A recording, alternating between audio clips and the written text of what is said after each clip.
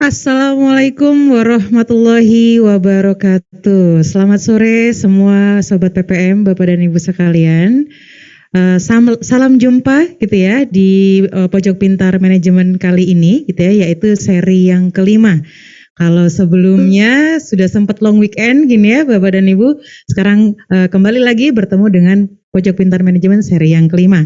Dalam judul acara Power Up Your Coaching Skill as a Leader. Wah, boleh minta aplausnya nih Bapak dan Ibu yang ada di Zoom secara virtual. Apa kabarnya masing-masing? Semoga sehat selalu ya. Kembali lagi ke Pojok Pintar Manajemen. Sapa dulu nih, salam hangat kepada semuanya gitu ya. Mungkin buat yang belum paham nih atau baru pertama kali join di Pojok Pintar Manajemen, mungkin saya share dulu sedikit gitu ya. Pojok Pintar Manajemen ini adalah sebuah forum diskusi yang diinisiasi oleh PPM Manajemen sebagai bentuk kontribusi nyata dalam hal belajar dari mana saja gitu ya. Saya yakin partisipannya sudah 101 nih, pasti sudah dari berbagai daerah gini ya. Salam kenal semuanya Bapak dan Ibu. Awalnya diskusi online ini dilakukan untuk mendorong individu dan juga perusahaan agar tetap berkarya di tengah keterbatasan akibat COVID gitu ya. Nah, tapi karena antusiasmenya itu tetap tinggi, maka Pojok Pintar Manajemen ini terus digelar supaya kita para manusia pembelajar ini tetap bisa melakukan sharing session gitu ya. Temanya sore hari ini adalah Power Up Your Coaching Skill as a Leader. Oke, mungkin saya kenalan terlebih dahulu ya. Saya di sini adalah Rahmaisyah Dwi Ristina. Bapak dan Ibu bisa panggil saya Ica gitu ya. Dan tentu saja saya nggak sendiri nih gitu ya hari ini. Hari ini kita akan ada dua orang rekan saya gitu ya, yang pastinya punya pengalaman dan juga punya skill yang luar biasa untuk bisa dilakukan sharing session pada sore hari ini gitu ya. Nah, mungkin sebelum saya memperkenalkan rekan-rekan saya pada sore hari ini, saya akan share dulu nih gitu ya untuk memperkenalkan produk PPM Manajemen nih buat yang mungkin baru kenal PPM atau mungkin hanya baru tahu satu layanannya gitu ya. Jadi sebenarnya PPM ini punya jasa layanan apa saja? Yang pertama, PPM punya jasa terkait dengan program pengembangan eksekutif. Lalu juga punya program pelatihan sertifikasi, pembelajaran Ingria, riset dan konsultasi, asesmen SDM, dan juga sekolah tinggi manajemen. Jadi itu tadi jasa-jasa layanan PPM Manajemen gitu ya, Bapak dan Ibu, kami merupakan solusi manajemen terintegrasi. Nah, oke, sebelum masuk lagi, supaya sama-sama enak dan suasananya kondusif nih pada sharing session sore ini, saya akan bacakan aturan mainnya terlebih dahulu ya, Bapak dan Ibu. Jadi aturan mainnya yang pertama akan ada sesi pemaparan materi gitu ya. Selama pemaparan materi nanti semua partisipan harapannya di mute gitu ya Bapak dan Ibu supaya nggak bocor nih suaranya gitu ya. Dan supaya tetap kondusif gitu ya. Harapannya nanti selama diskusi partisipan atau Bapak dan Ibu ini memiliki prinsip positif dan juga kolaboratif gitu ya. Kemudian nanti sesi tanya jawab tentu boleh ya Bapak dan Ibu, boleh nanti raise hand gitu ya. Atau misalnya wah saya harus dikeluarkan dulu nih gitu ya, takut lupa, boleh nanti langsung di chat juga gitu ya. Nanti saya akan bacakan pertanyaan-pertanyaan dari Bapak dan Ibu melalui chat begitu. Nah, kemudian nanti di akhir akan ada sesi untuk pengisian feedback gitu ya. Kami akan menayangkan QR code gitu ya. Nanti kita minta Bapak dan Ibu untuk mengisi sesi feedbacknya. Nah, adapun nanti materi dari pembicara akan Bapak Ibu dapatkan setelah mengisi sesi feedback gitu ya. Mohon diisi gitu ya Bapak dan Ibu supaya kita bisa terus melakukan perbaikan untuk kedepannya. Oke, nah mungkin sudah nggak sabar nih ya gitu ya. Saya akan perkenalkan rekan-rekan saya pada sore hari ini. Yang pertama ada Bapak Daniel David Parsaoran gitu ya, STMM dan juga CAC. Beliau ini adalah Kepala Divisi Teknologi dan juga Sistem Informasi PPM Manajemen gitu ya. Beliau pendidikannya lulusan dari Magister Manajemen di Sekolah Tinggi Manajemen. Pengalaman secara profesional selain menjadi kepala divisi IT gitu ya. Sebelumnya beliau juga menjadi staf profesional untuk bidang keahlian di manajemen operasi gitu ya. Sebelumnya lagi beliau juga menjadi kepala divisi dari publikasi dan seminar. Nah, untuk sertifikasinya juga banyak gitu ya, jadi sangat luar biasa sekali. Beliau ini merupakan certified untuk bidang organization development profesional. Kemudian juga ternyata certified associate coach gitu ya dari Malaysia dan juga professional certified in designing and facilitating experiential learning. Wah, panjang banget nih dari STADA Singapore Training and Development Association. Oke, nggak sabar nih ya, langsung saja kita sapa sore hari ini dengan Pak Daniel David Parsauran. Selamat sore. Halo Pak sore, Daniel. Mbak Ica. Panggilannya Pak David ya, ini David, biasanya saya David biasanya Mbak Ica. manggilnya. Oke, Pak David sehat hari ini? Puji Tuhan sehat. Alhamdulillah. Gimana, Mbak Ica? Merah-merah Kabarnya sehat. juga? Merah-merah batik naga nih ya. Oh iya dong. Oke, baik. Nah, ini adalah pembicara kita yang pertama gitu ya. Berhubung juga pengalaman profesional dan juga sertifikasinya juga sudah ambil coach gitu ya. Nanti sama-sama kita akan dengarkan sharing session dari Pak Daniel gitu ya. Gimana sih pengalaman-pengalaman beliau ini dalam melakukan coaching gitu ya kepada para timnya gitu ya. Kesulitannya gimana, dinamikanya kayak gimana gitu ya. Oke. Nah, selanjutnya untuk pembicara yang kedua gitu ya. Pembicara yang kedua ini jauh nih gitu ya. Kalau saya dan Pak David ini kita live Bapak dan Ibu live dari lantai 5 studio di PPM. Kalau pembicara kita yang satu ini dari Jawa Timur gitu ya, tepatnya dari Surabaya. Yaitu dengan Ibu Wiwi Erli, MM CFP PCC. Beliau adalah ICF Professional Certified Coach di Aksi Coaching Training ya. Untuk pengalaman profesionalnya mulai berkarirnya 10 tahun di perusahaan multinasional Jepang gitu ya. Awalnya bergeraknya di bidang organic frozen food gitu ya. Departemen yang dipegang waktu itu lebih ke finance, accounting gitu ya, dan juga tax, dan sudah di level eksekutif gitu ya. Nah, itu 10 tahun di situ gitu ya. Kemudian sekarang mencoba untuk tantangan baru gitu ya. Mencoba untuk tantangan baru 5 tahun terakhir ini berkecimpung di Departemen HR gitu ya. Orientasinya kepada sumber daya manusia. Kemudian juga saat ini itu fokus untuk memulai karir barunya gitu ya sebagai professional coach gitu ya. Professional mentor, coach dan trainer dengan jam terbang lebih dari 1.500 jam. Luar biasa sekali nih, 1.500. Ini kayak biskuit ya, berapa lapis? Ini ribuan Ratusan, gitu ya, bukan ratusan lagi ya. Oke, beliau sertifikasinya juga merupakan professional certified coach gitu ya dari International Coach Federation gitu. Kita langsung sapa saja dengan Ibu Wiwi Erli. Oke, selamat sore Bu Wiwi. Assalamualaikum warahmatullahi wabarakatuh. Waalaikumsalam warahmatullahi wabarakatuh. Selamat sore Mbak Ica. Alhamdulillah Mas, sehat. Halo teman-teman semua. Ya, suasana atau cuaca di sana gimana Bu? Masih panas? Surabaya biasanya panas ya Bu? Iya, cerah dan panas ya. Oke, baik. Yang penting hati tetap adem dan sejuk ya Bu. Iya, itu penting itu Mbak. Oke, baik. Nah Bapak dan Ibu, ini kita sudah kenalan nih gitu ya. Saya sudah memperkenalkan diri, kemudian dua pembicara kita juga sudah hadir di sini dan sudah berkenalan gitu ya. Kita akan mulai dengan sharing session pada hari ini gitu ya. Nah, sharing sessionnya ini nanti kita akan talk show begitu ya. Nanti saya akan melakukan tanya jawab kepada dua pembicara kita. Nanti kalau Bapak dan Ibu mau bertanya bisa langsung ketik di chat begitu ya. Nah, oke. Judul kita hari ini adalah Power Up Your coaching skill gitu ya, as a leader gitu ya. Nah, Bu Wiwi dan Pak David, mungkin tentu saja kita ketahui gitu ya. Kenapa sih kita perlu meningkatkan coaching skill kita gitu ya sebagai leader? Karena tentu untuk menjawab tantangan saat ini begitu betul. Ya. Sudah sangat luar biasa sekali, kita sudah melewati pandemi, bahkan sekarang mungkin post pandemi gitu ya, atau biasa disebut juga new normal gitu ya. Challenge-nya juga nggak main-main gitu ya, Pak Daniel dan Bu Wiwi. Kalau dulu mungkin sering terkenal dengan VUCA gitu ya, volatile, uncertain gitu ya, kompleks dan juga ambiguous gitu ya. Sekarang ada lagi nih gitu ya istilahnya. Apa tuh? Ada lagi yang baru ya? Ada lagi istilahnya sekarang sudah berubah menjadi BANI gitu ya. Bukan kelinci ya Pak David ya. BANI. Apa tuh, Bu? BANI itu singkatan yang pertama dari brittle gitu ya. Brittle ini pengganti dari kata volatile tadi gitu ya.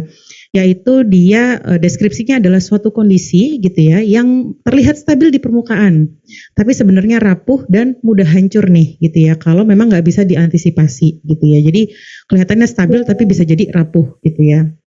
Nah, kalau secara teori kondisi brittle ini ada 2 faktor gitu ya yang bisa menyebabkannya.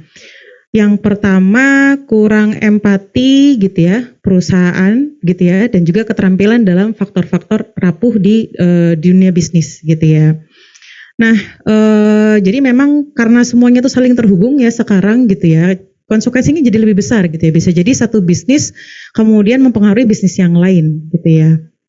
Jadi memang sangat penting untuk menerapkan struktur yang telah didistribusikan dengan baik gitu ya.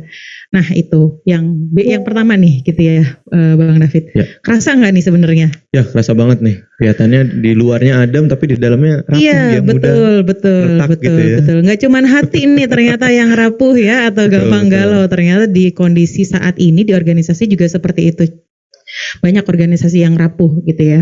Kemudian yang kedua itu adalah anxiety gitu ya atau anxious. Jadi ini timbulnya ketakutan nih gitu ya bahwa segala sesuatu bersifat tidak pasti dan juga bisa lepas kapan saja gitu ya. Kemunculan pandemi COVID gitu misalnya, sistem politik, apalagi dari sekarang mau 2024 ya. Tahun politik nih. Betul, makin mungkin akan banyak goncangan gitu ya. Ekonominya nggak pasti gitu ya, dan itu mengakibatkan kecemasan gitu ya, dan juga ketakutan di tengah masyarakat gitu ya. Nah, dari anxiety ini biasanya membuat seseorang gitu ya cenderung melarikan diri nih gitu ya dari tanggung jawab saat terjadi masalah. Jadi menyelamatkan diri masing-masing gitu ya.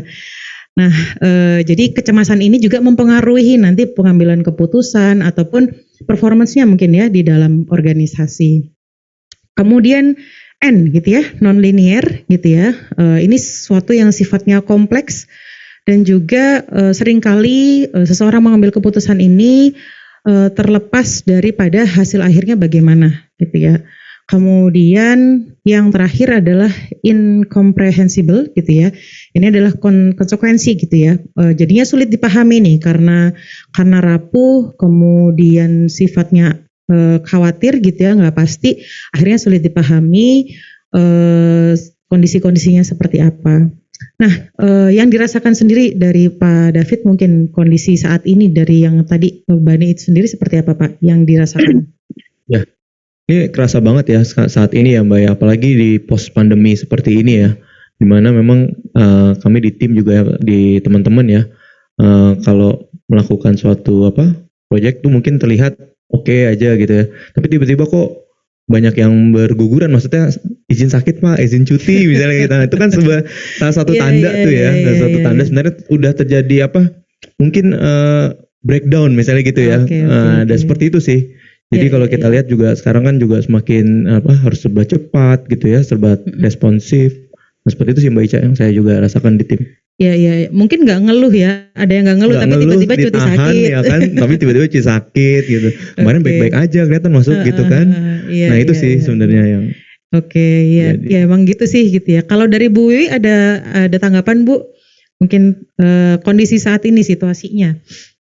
Ya, ini kayaknya memang yang BANI ini menjadi semakin komplit ya, seolah-olah luarnya bagus gitu ya, nggak ada masalah, tapi dalam hatinya rapuh, di dalamnya itu rapuh. Nah nanti akan sangat real sekali kalau nanti Bapak Ibu semua bisa belajar coaching, akan nanti bisa align nih Mbak, antara yang dipikirkan, yang dirasakan, dan yang akan dilakukan. Jadi no galau lagi lah, cemas-cemas akan hilang tuh kayaknya. Gitu ya Pak David ya.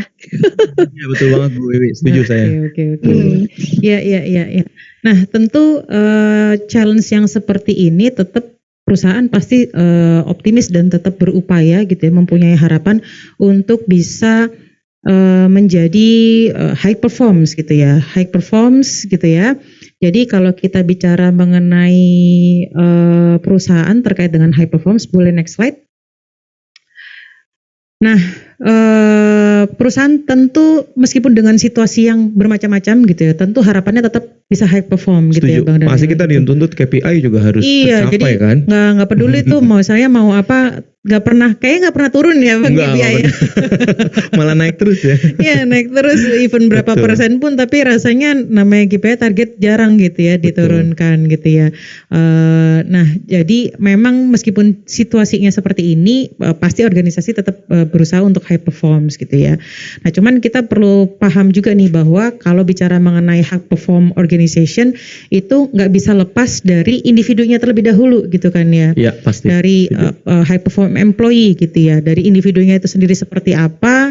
Nanti kemudian kalau karena high performance employee itu akan menularkan nih ya gitu ya, menularkan kepada timnya gitu ya, dari itu kesemangatan ataupun misalnya pengetahuan yang dimiliki. Sehingga dari situ kemudian bisa menjadi untuk high performance team gitu ya. Nah, itu yang akan nanti mendongkrak daripada high performance si organization itu sendiri.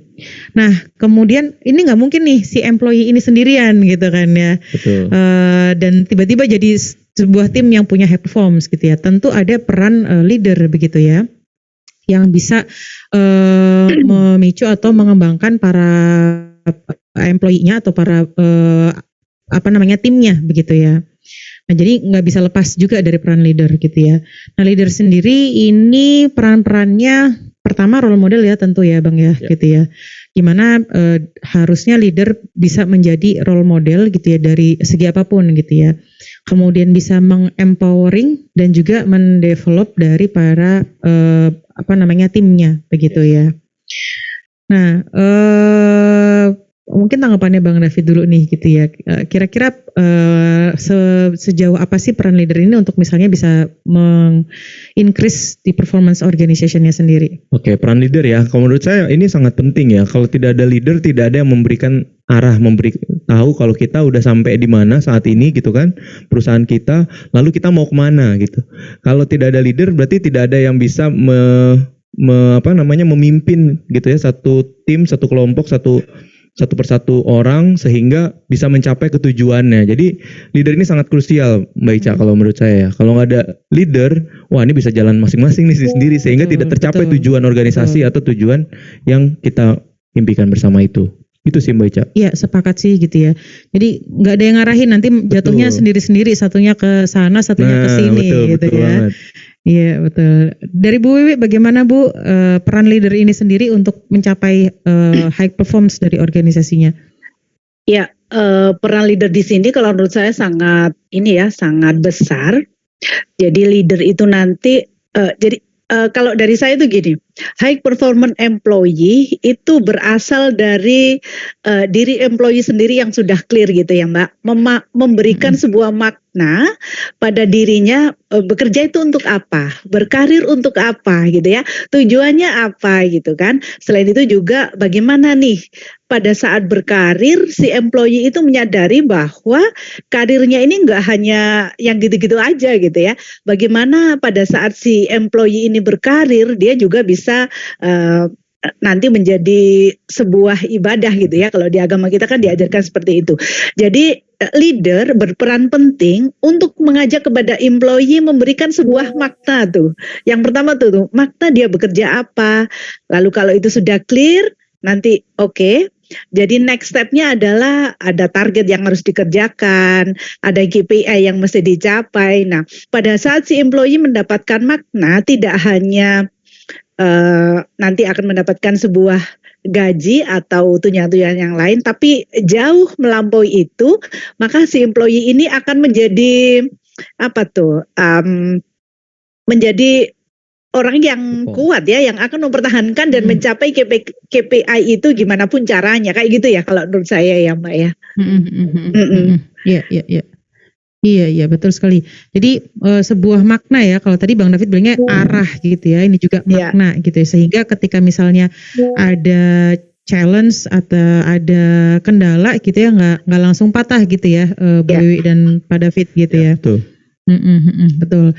Nah itu memang yang mungkin perlu diresapin dulu nih oleh leader gitu ya, bahwa dirinya itu jadi role model gitu ya, yang Yes. kemudian mengempowering, memberikan arah, memberikan makna dan juga mengembangkan bawahannya betul. gitu ya. Harus mengembangkan. Ya. Betul. Dan betul. mesti Apalagi- dimulai dari diri leader itu sendiri, Mbak. Kalau menurut Betul, saya ya, betul, saya betul, as a leader, saya harus jadi role model. Apa yang saya katakan, saya lakukan. Apa yang saya lakukan, itu akan dicontoh tuh sama timnya gitu ya. Dan dimulai dari sana tuh.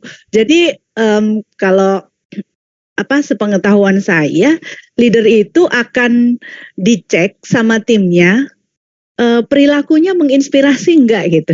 Apa hanya omong doang kan gitu? Jadi Iya, pastikan iya. kalau Bapak Ibu di sini ada leader, confirm dulu ke diri. Apakah saya sudah jadi role model? Apakah saya sudah empowering? Apakah saya sudah berusaha mendeveloping diri saya sendiri sebelum saya mendeveloping tim saya? Itu mungkin pertanyaan ya. Iya. Baik, sebagai bahan refleksi begitu ya. Self check ya buat diri sendiri. Betul self check, karena kita dinilai sama bawahan kita melalui WhatsApp grup yang lain ya biasanya ya nilainya. Oke, betul gitu ya. Jadi itu self checking, dan kita harusnya sih nggak berpuas diri gitu ya. Oh, saya sudah pernah jadi, misalnya saya udah pernah jadi manajer ini sekian tahun, saya sudah pernah menjadi atau menjabat ini sekian tahun gitu ya. Karena pasti challenge-nya beda-beda ya, Bang David. Kayak Betul. Bang David ini kepala divisi di publikasi, pasti challenge-nya beda dengan juga menjadi kepala divisi yang saat ini gitu ya. Oke. Nah, kemudian, kan ini Bapak dan Ibu kita sama-sama pahami dulu gitu ya. Tadi peran leader untuk bisa meningkatkan performance organization. Boleh next slide? Nah, sebenarnya kalau bicara tadi kan leader perannya menjadi role model, kemudian empowering dan juga developing nih gitu ya. Kalau bicara mengenai developing sebenarnya macam-macamnya banyak gitu ya, atau toolsnya tekniknya bisa bermacam-macam gitu ya. Yang kita bahas di sini adalah coaching gitu ya, Bapak dan Ibu, karena coaching juga menjadi salah satu yang hangat gitu ya untuk dilakukan dan juga ditingkatkan terus nih pada para leader gitu ya. Nah, mungkin sebelum kita ngebahas lebih lanjut terkait dengan coaching gitu ya, banyak juga yang masih bingung nih gitu ya, atau agak nggak paham gitu ya, bedanya apa sih gitu ya dengan ing-ing yang lain nih, karena banyak banget ing-ing yang lain, training, mentoring gitu consulting, atau ada juga terapi gitu ya. Nah, kalau di sini Bapak dan Ibu mungkin bisa dilihat gitu ya, bahwa kalau bicara mengenai coaching, biasanya coaching itu prosesnya kolaboratif gitu ya, dan tujuannya lebih kepada untuk memfasilitasi gitu ya perkembangan ataupun pertumbuhan, dan juga memaksimalkan potensi gitu ya, supaya memang para coaching-nya kita itu gitu ya bisa optimal gitu ya. Nah, biasanya masalah-masalahnya adalah masalah motivasi gitu ya, kinerja pada area khusus, dan orientasinya lebih kepada jobnya itu sendiri gitu ya. Kemudian ada lagi nih gitu ya, terkait dengan training gitu ya. Kalau training biasanya adalah proses untuk mengajarkan gitu ya terkait dengan suatu skill ataupun suatu pengetahuan tertentu supaya bisa mendevelop dari kompetensi tertentu gitu ya. Nah, kemudian ada lagi nih bedanya dengan mentoring. Mungkin Mas David mau menjelaskan kalau mentoring apa nih Mas David? Ya, mentoring ini lebih ke arah bimbingan ya, seperti itu ya Mbak Ica ya, bimbingan untuk mencapai pertumbuhan karir seseorang. Saya seperti itu, dan memang metodenya direktif nih, beda, mengarahkan gitu ya, mengasih tahu gini, lakukan sebagai mentor lah gitu ya, berbeda dengan coaching ya, dia non direktif sebenarnya. Itu sih Mbak Ica, kalau mentoring ya. Oke. Nah, tadi kita baru bahas 3 nih gitu ya, Bapak dan Ibu jangan pusing dulu nih. Lanjut lagi, ada juga yang namanya consulting gitu ya. Jadi ini biasanya memang di-provide sama expert gitu ya untuk memberikan saran. Jadi memang biasanya saran secara langsung untuk bisa memahami gitu ya permasalahan dan juga mempresentasikan solusi gitu ya. Nah, ada lagi biasanya konseling atau biasanya konselingnya langsung ke terapis gitu ya. Nah, kalau bicara konseling ini itu tujuannya bisa difokuskan kalau misalnya memang ada suatu indikasi kepada diagnosis khusus gitu ya. Jadi misalnya nih ada diagnosis khusus yang kemudian berdampak pada pekerjaan. Nah, diagnosisnya itu memang butuh konseling begitu ya. Nah, itu Bapak dan Ibu gitu ya. Jadi jangan bingung lagi atau galau lagi. Ini apa nih? Oh, sama-sama ing-ing semua saudaraan nih mungkin ya gitu ya. Nah, kalau di Bang David sendiri gitu ya, mungkin bisa diceritakan atau sharing nih apa yang pernah dilakukan. Semuanya sudah pernah dilakukan gitu ya atau bagaimana? Ya, terima kasih Mbak Ica. Ya semuanya sih enggak juga ya. Oke. Hanya baru Kalau terapis sebagian. mungkin enggak ya? Terapis enggak, kayaknya saya enggak punya keahlian di situ. Konseling juga enggak karena butuh expert tersendiri ya Mbak ya untuk yang menjadi konselor gitu. Tapi kalau coaching pernah Mbak. Gitu ya.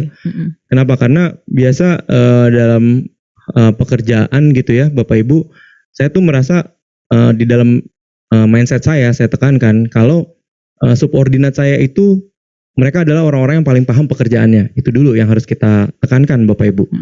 Kenapa? Karena mereka yang sudah bertahun-tahun, mereka yang sudah paling mengerti kondisi lapangan gitu ya. Secara pengetahuan mereka pasti sangat siap dan sudah banyak gitu. Jadi tinggal bagaimana kita melihat motivasinya nih gitu ya. Kenapa kok mereka mungkin belum mencapai sesuai yang kita harapkan gitu. Jadi biasa saya kalau misalnya ada suatu permasalahan dan saya tahu permasalahan itu sebelumnya itu pernah dia lakukan dan benar, itu saya melakukan coaching Mbak Ica. Tapi kalau misalnya saya lihat memang oh ini permasalahannya dia memang benar-benar baru nih gitu ya. Dia belum pernah saya lihat pernah melakukan itu. Nah, saya biasa melakukannya itu memberikan mentoring atau memberikan ilmu gitu ya yang memang dia saya lihat belum menguasai itu. Jadi memang saya melihat lagi sih dari karakteristik suatu permasalahan itu seperti apa. Oke, gitu, Mbak Ica. oke. Ya, berarti tetap ya tergantung dari permasalahan yang muncul betul, gitu ya. betul. Memang let's say kita nggak bisa bilang bahwa satu metode tertentu itu adalah merupakan satu pil ajaib yang bisa menyembuhkan semua persoalan gitu ya. Tetap dilihat dulu situasinya. Kalau dari pengalaman Bang David tadi, ketika misalnya sebelumnya sudah pernah bisa gitu ya, atau mungkin bukan orang baru gitu ya. Betul. Berarti butuhnya coaching nih. Coaching gitu ya. karena sebelum-sebelumnya bisa kenapa kali ini kok dia nggak bisa gitu kan? Iya. Jadi justru PR sendiri untuk menggali ya kenapa kok kali ini nggak bisa padahal sebelumnya sudah pernah dibuktikan nih kalau bisa gitu ya. Dan tadi menariknya adalah kata kuncinya Bang David adalah kita menempatkan orang tersebut juga bukan sebagai orang yang tidak paham apa-apa gitu ya. Justru karena mereka paham itulah yang diajak diskusi begitu ya. Iya. Oke, baik, siap. Dari Ibu Wiwi, bagaimana Bu Wiwi kalau untuk coaching ini gitu ya, kalau tadi sudah disampaikan sama Bang David, sebenarnya dilihat dari permasalahannya gitu ya. Bisa nggak sih kira-kira pertamanya kita kira atau misalnya kita pakai metodenya coaching, ternyata di tengah jalan wah nggak tepat nih gitu ya, atau dirubah gitu. Memungkinkan nggak Bu seperti itu? Atau bagaimana tanggapan Ibu? Silahkan. Oke, terima kasih. Jadi saya ingin menambah satu hal saja terkait dengan perbedaan coaching dengan consulting. Terapi itu mungkin konseling ya, training dan mentoring. Jadi teman-teman keempat pendekatan ini fokusnya adalah pada konsultannya. Fokusnya pada terapi, yang melakukan terapi. Fokusnya pada trainernya, fokusnya pada mentornya. Jadi keempat pendekatan ini itu dari luar ke dalam diri tim kita ya. Jadi dari out in gitu. Tapi kalau coaching teman-teman itu dari in out. Bintangnya itu tim kita. Bintangnya adalah coach kita.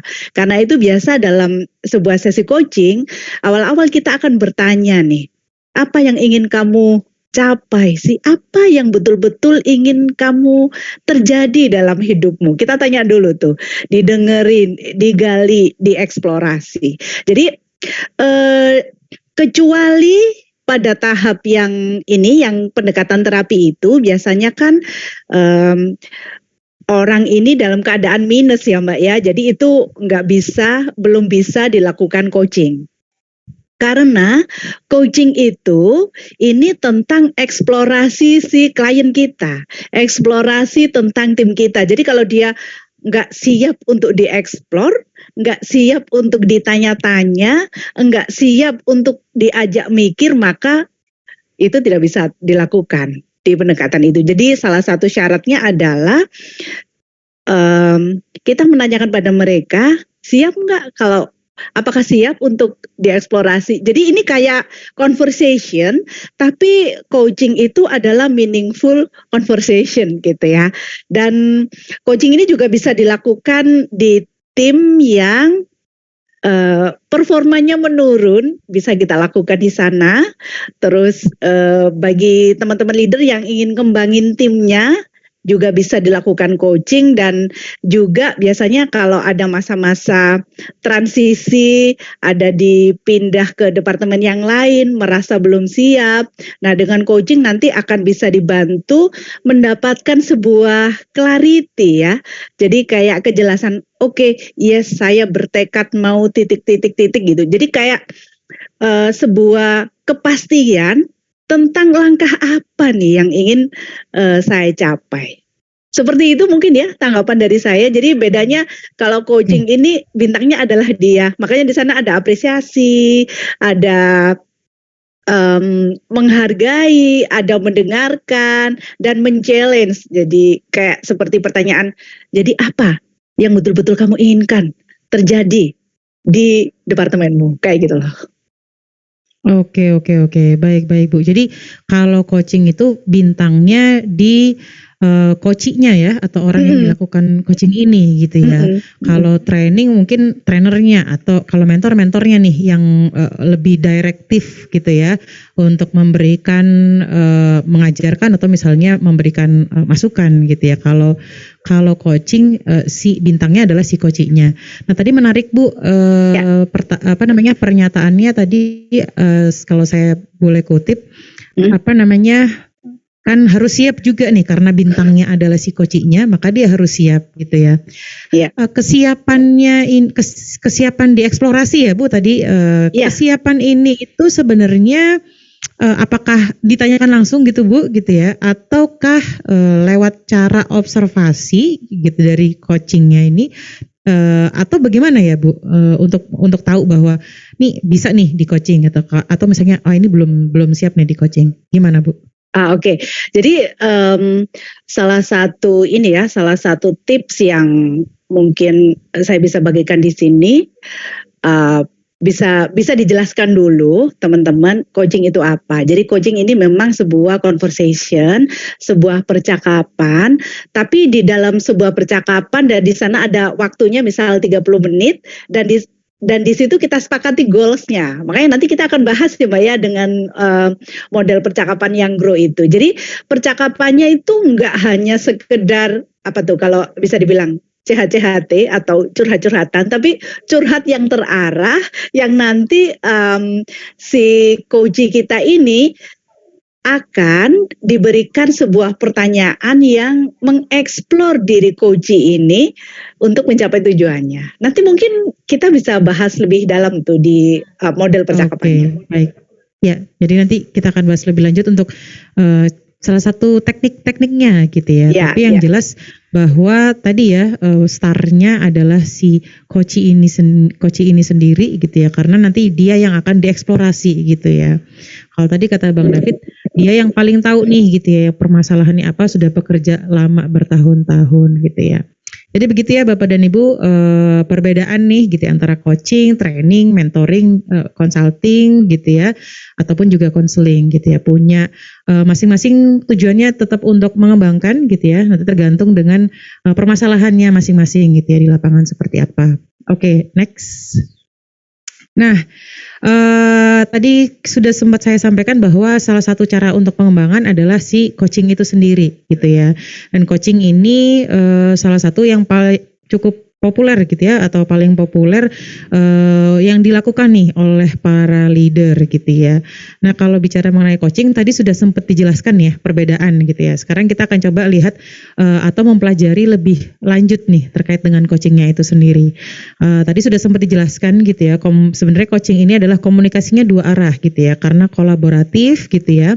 Dan ini adalah untuk membantu orang gitu ya atau bawahan kita untuk bisa menggapai level yang lebih tinggi lagi gitu ya, dengan membuat suatu dialog gitu ya, atau tadi bukan sekedar curhat gitu ya, tapi percakapan yang terarah gitu ya.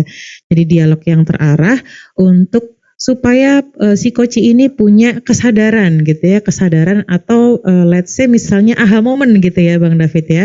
Aha momennya seperti apa yang juga bisa meliding dari coach ini untuk mengambil sebuah aksi atau tindakan nyata gitu ya. Nah mungkin bisa di-sharingkan nih dari Bang David sendiri gitu ya, di organisasi atau di timnya gitu ya, itu seperti apa sih coaching yang selama ini sudah dilakukan? Oke, terima kasih Mbak Ica. Mungkin saya sharing sedikit Mbak Ica ya di organisasi atau divisi saya di TSI ya, Teknologi Sistem Informasi ini saya membawahi 3 manajer Mbak Ica. 3 manajer itu ada manajer untuk infrastruktur IT, kemudian juga ada manajer untuk sistem informasi dan juga PTP atau pusat teknologi pembelajaran gitu ya di bawah sana. Nah memang yang saya lakukan selama ini belum coaching yang benar-benar formal ya seperti yang tadi Bu Wiwi sampaikan gitu ya. Maksudnya diundang gitu ya, terus tanya goalsnya apa sih gitu ya. Memang belum sampai ke sana, tapi saya cobanya lebih ke arah yang lebih informal Mbak Ica. Jadi ketika ada suatu permasalahan atau ada suatu tantangan yang dihadapi oleh tim, saya biasanya menanyakan kepada mereka gitu ya, kenapa hal ini bisa terjadi menurut dia, karena apa gitu, kenapa kok bisa berulang, misalnya seperti itu. Jadi benar yang membuka awareness ini, karena sebagai coach ini terkadang gini Bapak Ibu, Mbak Ica, mereka nggak bisa melihat apa yang menjadi blind spot mereka gitu. Jadi butuh bantuan kita gitu ya, mungkin sebagai leadernya dia dengan pertanyaan-pertanyaan yang bisa membuka blind spot tersebut. Jadi ketika itu kita tanyakan, nah biasa mereka akan lebih aware tuh, oh iya benar juga ya kok saya nggak kepikiran gitu. Jadi momennya bisa dapat seperti itu dari pertanyaan. Memang sekarang tantangannya sebagai leader itu adalah bukan mendirect atau memberikan arahan gitu ya, tetapi apa pertanyaan kita yang pas sehingga bisa membuka mata batinnya bahkan gitu ya sampai ke hatinya gitu ya Mbak Ica, sehingga ketika dia nanti mau melakukan sesuatu yang mungkin awalnya dia berat untuk melakukan akan menjadi lebih mudah karena dia sendiri yang mengucapkan, bukan kita yang menyuruh atau mendirect. Itu Mbak Ica yang saya juga sudah mulai lakukan. Oke, I see. Betul. Saya sepakat sih, sometimes karena kalau yang keluar itu dari kita gitu ya, rasanya ngejalaninnya akan lebih enak tuh. Karena kita yang betul. Usul gitu ya, ataupun kita yang kepengen itu berjalan gitu ya. Benar. Jadi biasanya pertanyaan-pertanyaannya tuh kayak, gimana baiknya Pak untuk kedepannya supaya misalnya masalah ini nggak terulang lagi, misalnya gitu. Oh ya Mas, mungkin lakukan gini, oke boleh, kira-kira kapan ya nanti akan mulai kita lakukan misalnya gitu. Jadi kita juga selain memberikan pertanyaan, tapi kita juga mengempower dia. Saya juga kan tanya, Pak kira-kira apa yang bisa saya lakukan supaya hal ini bisa lebih mudah nih Bapak melakukannya misalnya gitu. Apa butuh bantuan apa dari saya? Nah itu juga yang biasa saya sampaikan sih ke tim gitu ya. Iya. Betul.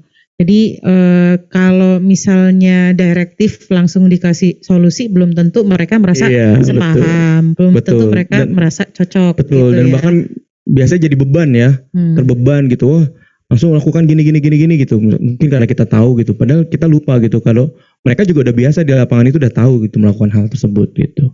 Itu sih Mbak Ica. Juga merangsang mereka untuk berpikir gitu ya. Benar. Sebenarnya. Betul. Iya. Bu Wiwi gitu ya. Tadi disampaikan sama Bang David, mungkin selama ini belum secara formal. Nah mungkin saya mau nanya ke Bu Wiwi, sebenarnya coaching itu situasinya harus bagaimana sih gitu ya? Apakah memang harus formal gitu ya? Apakah bisa informal gitu ya? Kalaupun itu bisa informal, sebenarnya situasi yang seperti apa itu oke, yang kalau kayak gini ini dilakukan informal aja. Oh kalau kayak gini ini dilakukan formal gitu ya. Mungkin itu Bu, silakan ditanggapi. Ya, oke, terima kasih. Dari yang saya tahu, coaching itu bisa diaplikasikan di percakapan informal seperti yang tadi Pak David lakukan, dan pada saat teman-teman mungkin meeting ya Mbak ya, meeting kita membahas sesuatu, leader bisa memakai topik coach. Artinya di sana leader membuka kesempatan seluas-luasnya kepada tim untuk mengungkapkan apapun gitu ya, bebas. Jadi mereka boleh curhat dulu, mereka boleh mengatakan apapun permasalahannya. Lalu jangan lupa ditanya, lalu apa yang teman-teman inginkan? Lalu apa yang kita bisa sepakati bersama untuk kita jadikan sebuah tujuan yang clear untuk departemen kita beberapa bulan ke depan. Jadi bisa dilakukan secara informal.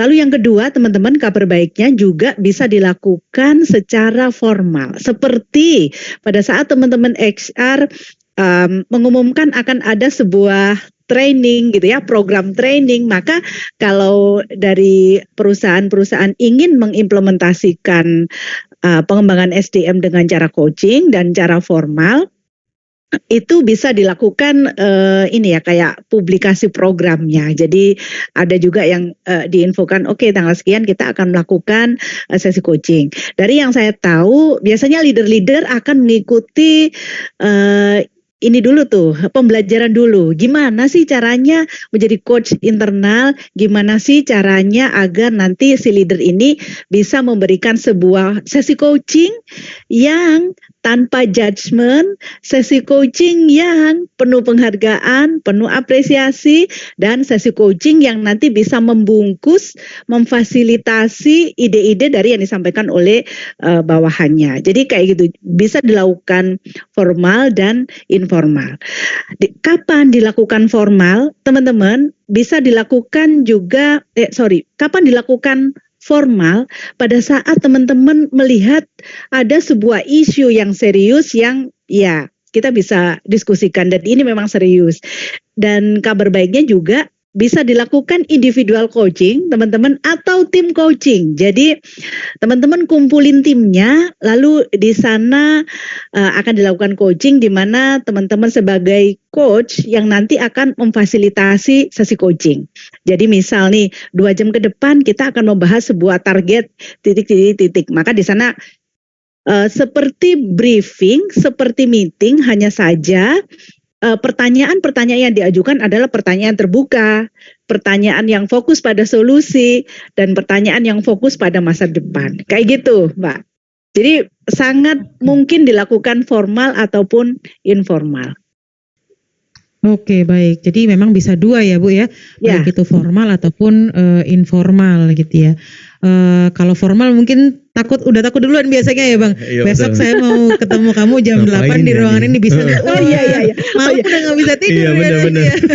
Mbak, ada satu yang bisa saya tambahkan. Oke. Terima kasih Mbak. Gimana? Tadi udah Silakan, Bu. diingetin tuh.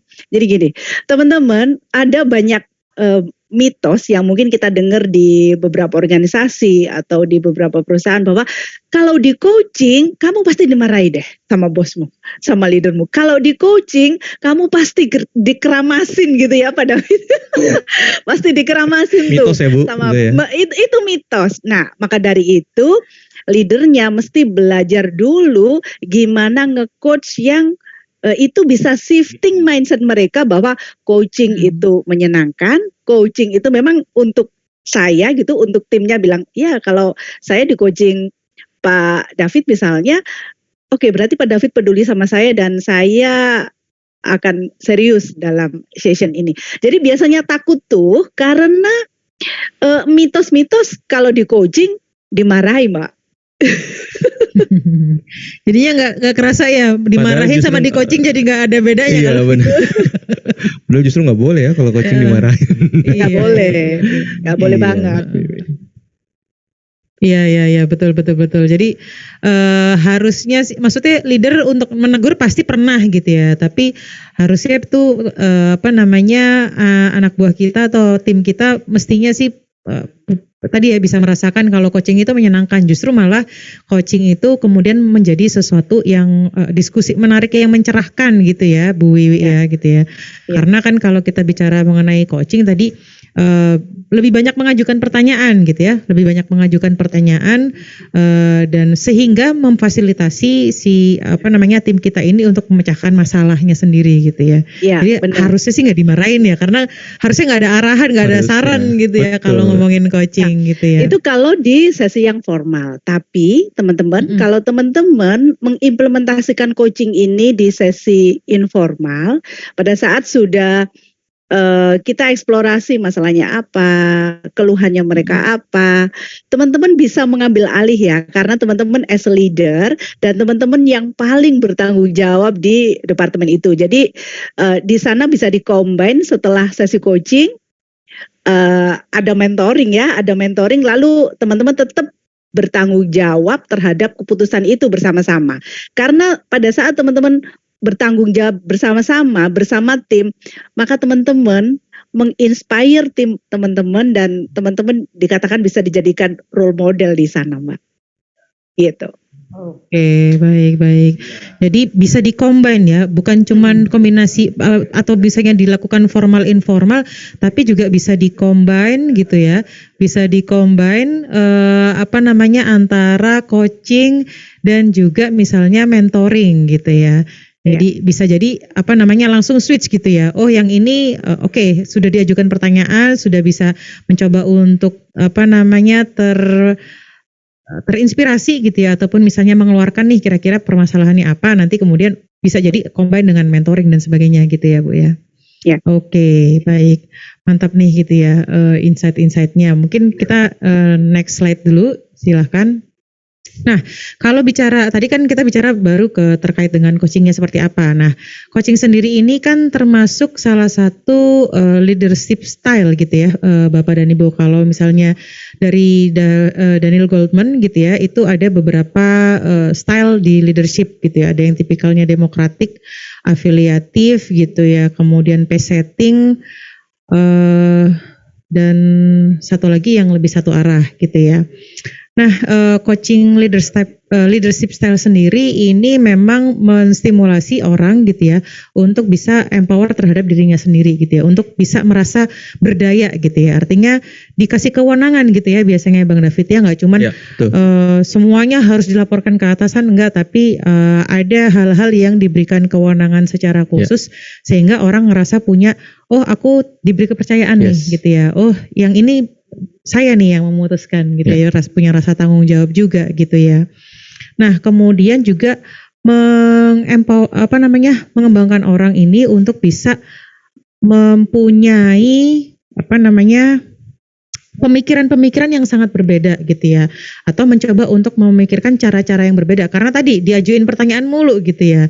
Sometimes kadang-kadang kalau saya juga pernah diajuin pertanyaan, aduh kok diajuin pertanyaan mulu ya, pusing. Nanya mulu sih gitu ya. Kenapa nanya mulu gitu ya, tapi ternyata itu men-trigger kita untuk bisa berpikir macam-macam gitu ya. Mungkin memang nggak bisa juga langsung ketemu jawabannya saat itu gitu ya, tapi bisa jadi nanti pas bangun tidur entah gimana tiba-tiba ada tuh kepikiran seperti itu ya. Jadi salah satu manfaat leadership style ya, gaya coaching itu seperti itu ya, dan juga bisa mendevelop orang nanti ke depannya terkait dengan pengembangannya gitu ya.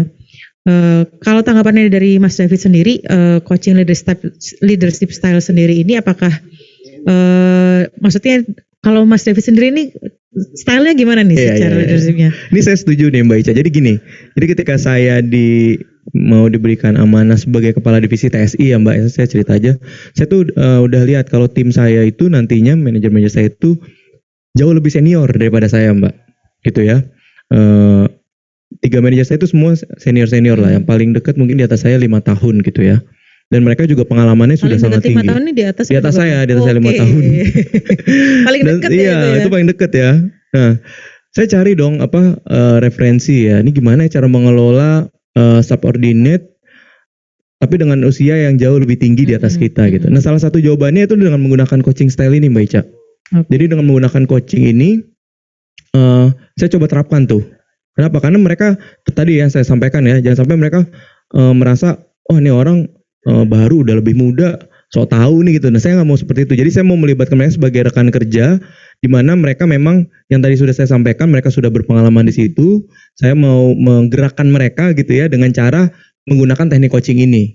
Dan saya praktekkan, ternyata ini cukup dan bahkan sangat efektif ya, membuat tim saya ini juga semakin aware, semakin mau bergerak gitu ya, semakin mau lebih memberikan, karena ya itu tadi yang saya sampaikan, yang mereka lakukan itu ya apa yang mereka omongkan gitu kan, apa yang mereka jawab gitu, apa yang mereka sudah komitkan. Nah jadi ya memang di akhir saya akan tanyakan juga seberapa komit sih dengan apa yang mereka jawab tadi gitu ya. Seberapa komitmennya. Ya saya akan berkomitmen tinggi Pak gitu ya Mas, biasanya saya panggil atau Bang biasanya. Nah saya tentu akan dengan sangat aware juga, ya saya juga harus mendorong mereka. Selain mendorong, saya juga harus memberikan ini, saya juga dong support kan. Nah jadi dengan coaching ini juga saya memberikan support apa yang bisa saya bantu gitu. Ini juga salah satu teknik supaya mereka tidak merasa sendirian gitu ya, menjalankan pekerjaan mereka ini sehari-hari. Tapi mereka tahu ada orang lain di luar sana gitu yang aware dan juga mau membantu supaya pekerjaan mereka lebih mudah dijalankan. Jadi saya memang menggunakan salah satu style leadershipnya ini yang coaching ini Mbak Ica. Oke, iya betul. Terutama kalau emang dinamikanya seperti itu ya, misalnya ada yang lebih senior, pasti datang pas jadi gitu ya misalnya. Yeah. Emang kamu tahu apa? Iya gitu betul. Ya, seperti itu ya. Iya sebagai latar belakang saya tadi emang sarjana teknik Mbak Ica, tapi bukan teknik informatika. Iya. Teknik listrik gitu kan, yang tidak ada hubungannya gitu kan dengan dunia IT gitu ya, informatika. Jadi ya kita jadikan mereka sebagai rekan gitu, yang benar-benar sudah ini ya. Expert di situ. Ya, jadi stylenya bukan yang lebih ke mengarahkan atau misalnya langsung ngasih instruksi gitu ya, tapi mencoba untuk berdiskusi dan bertanya kira-kira ini seperti apa nih kalau misalnya terjadi kendala seperti ini gitu ya. Betul.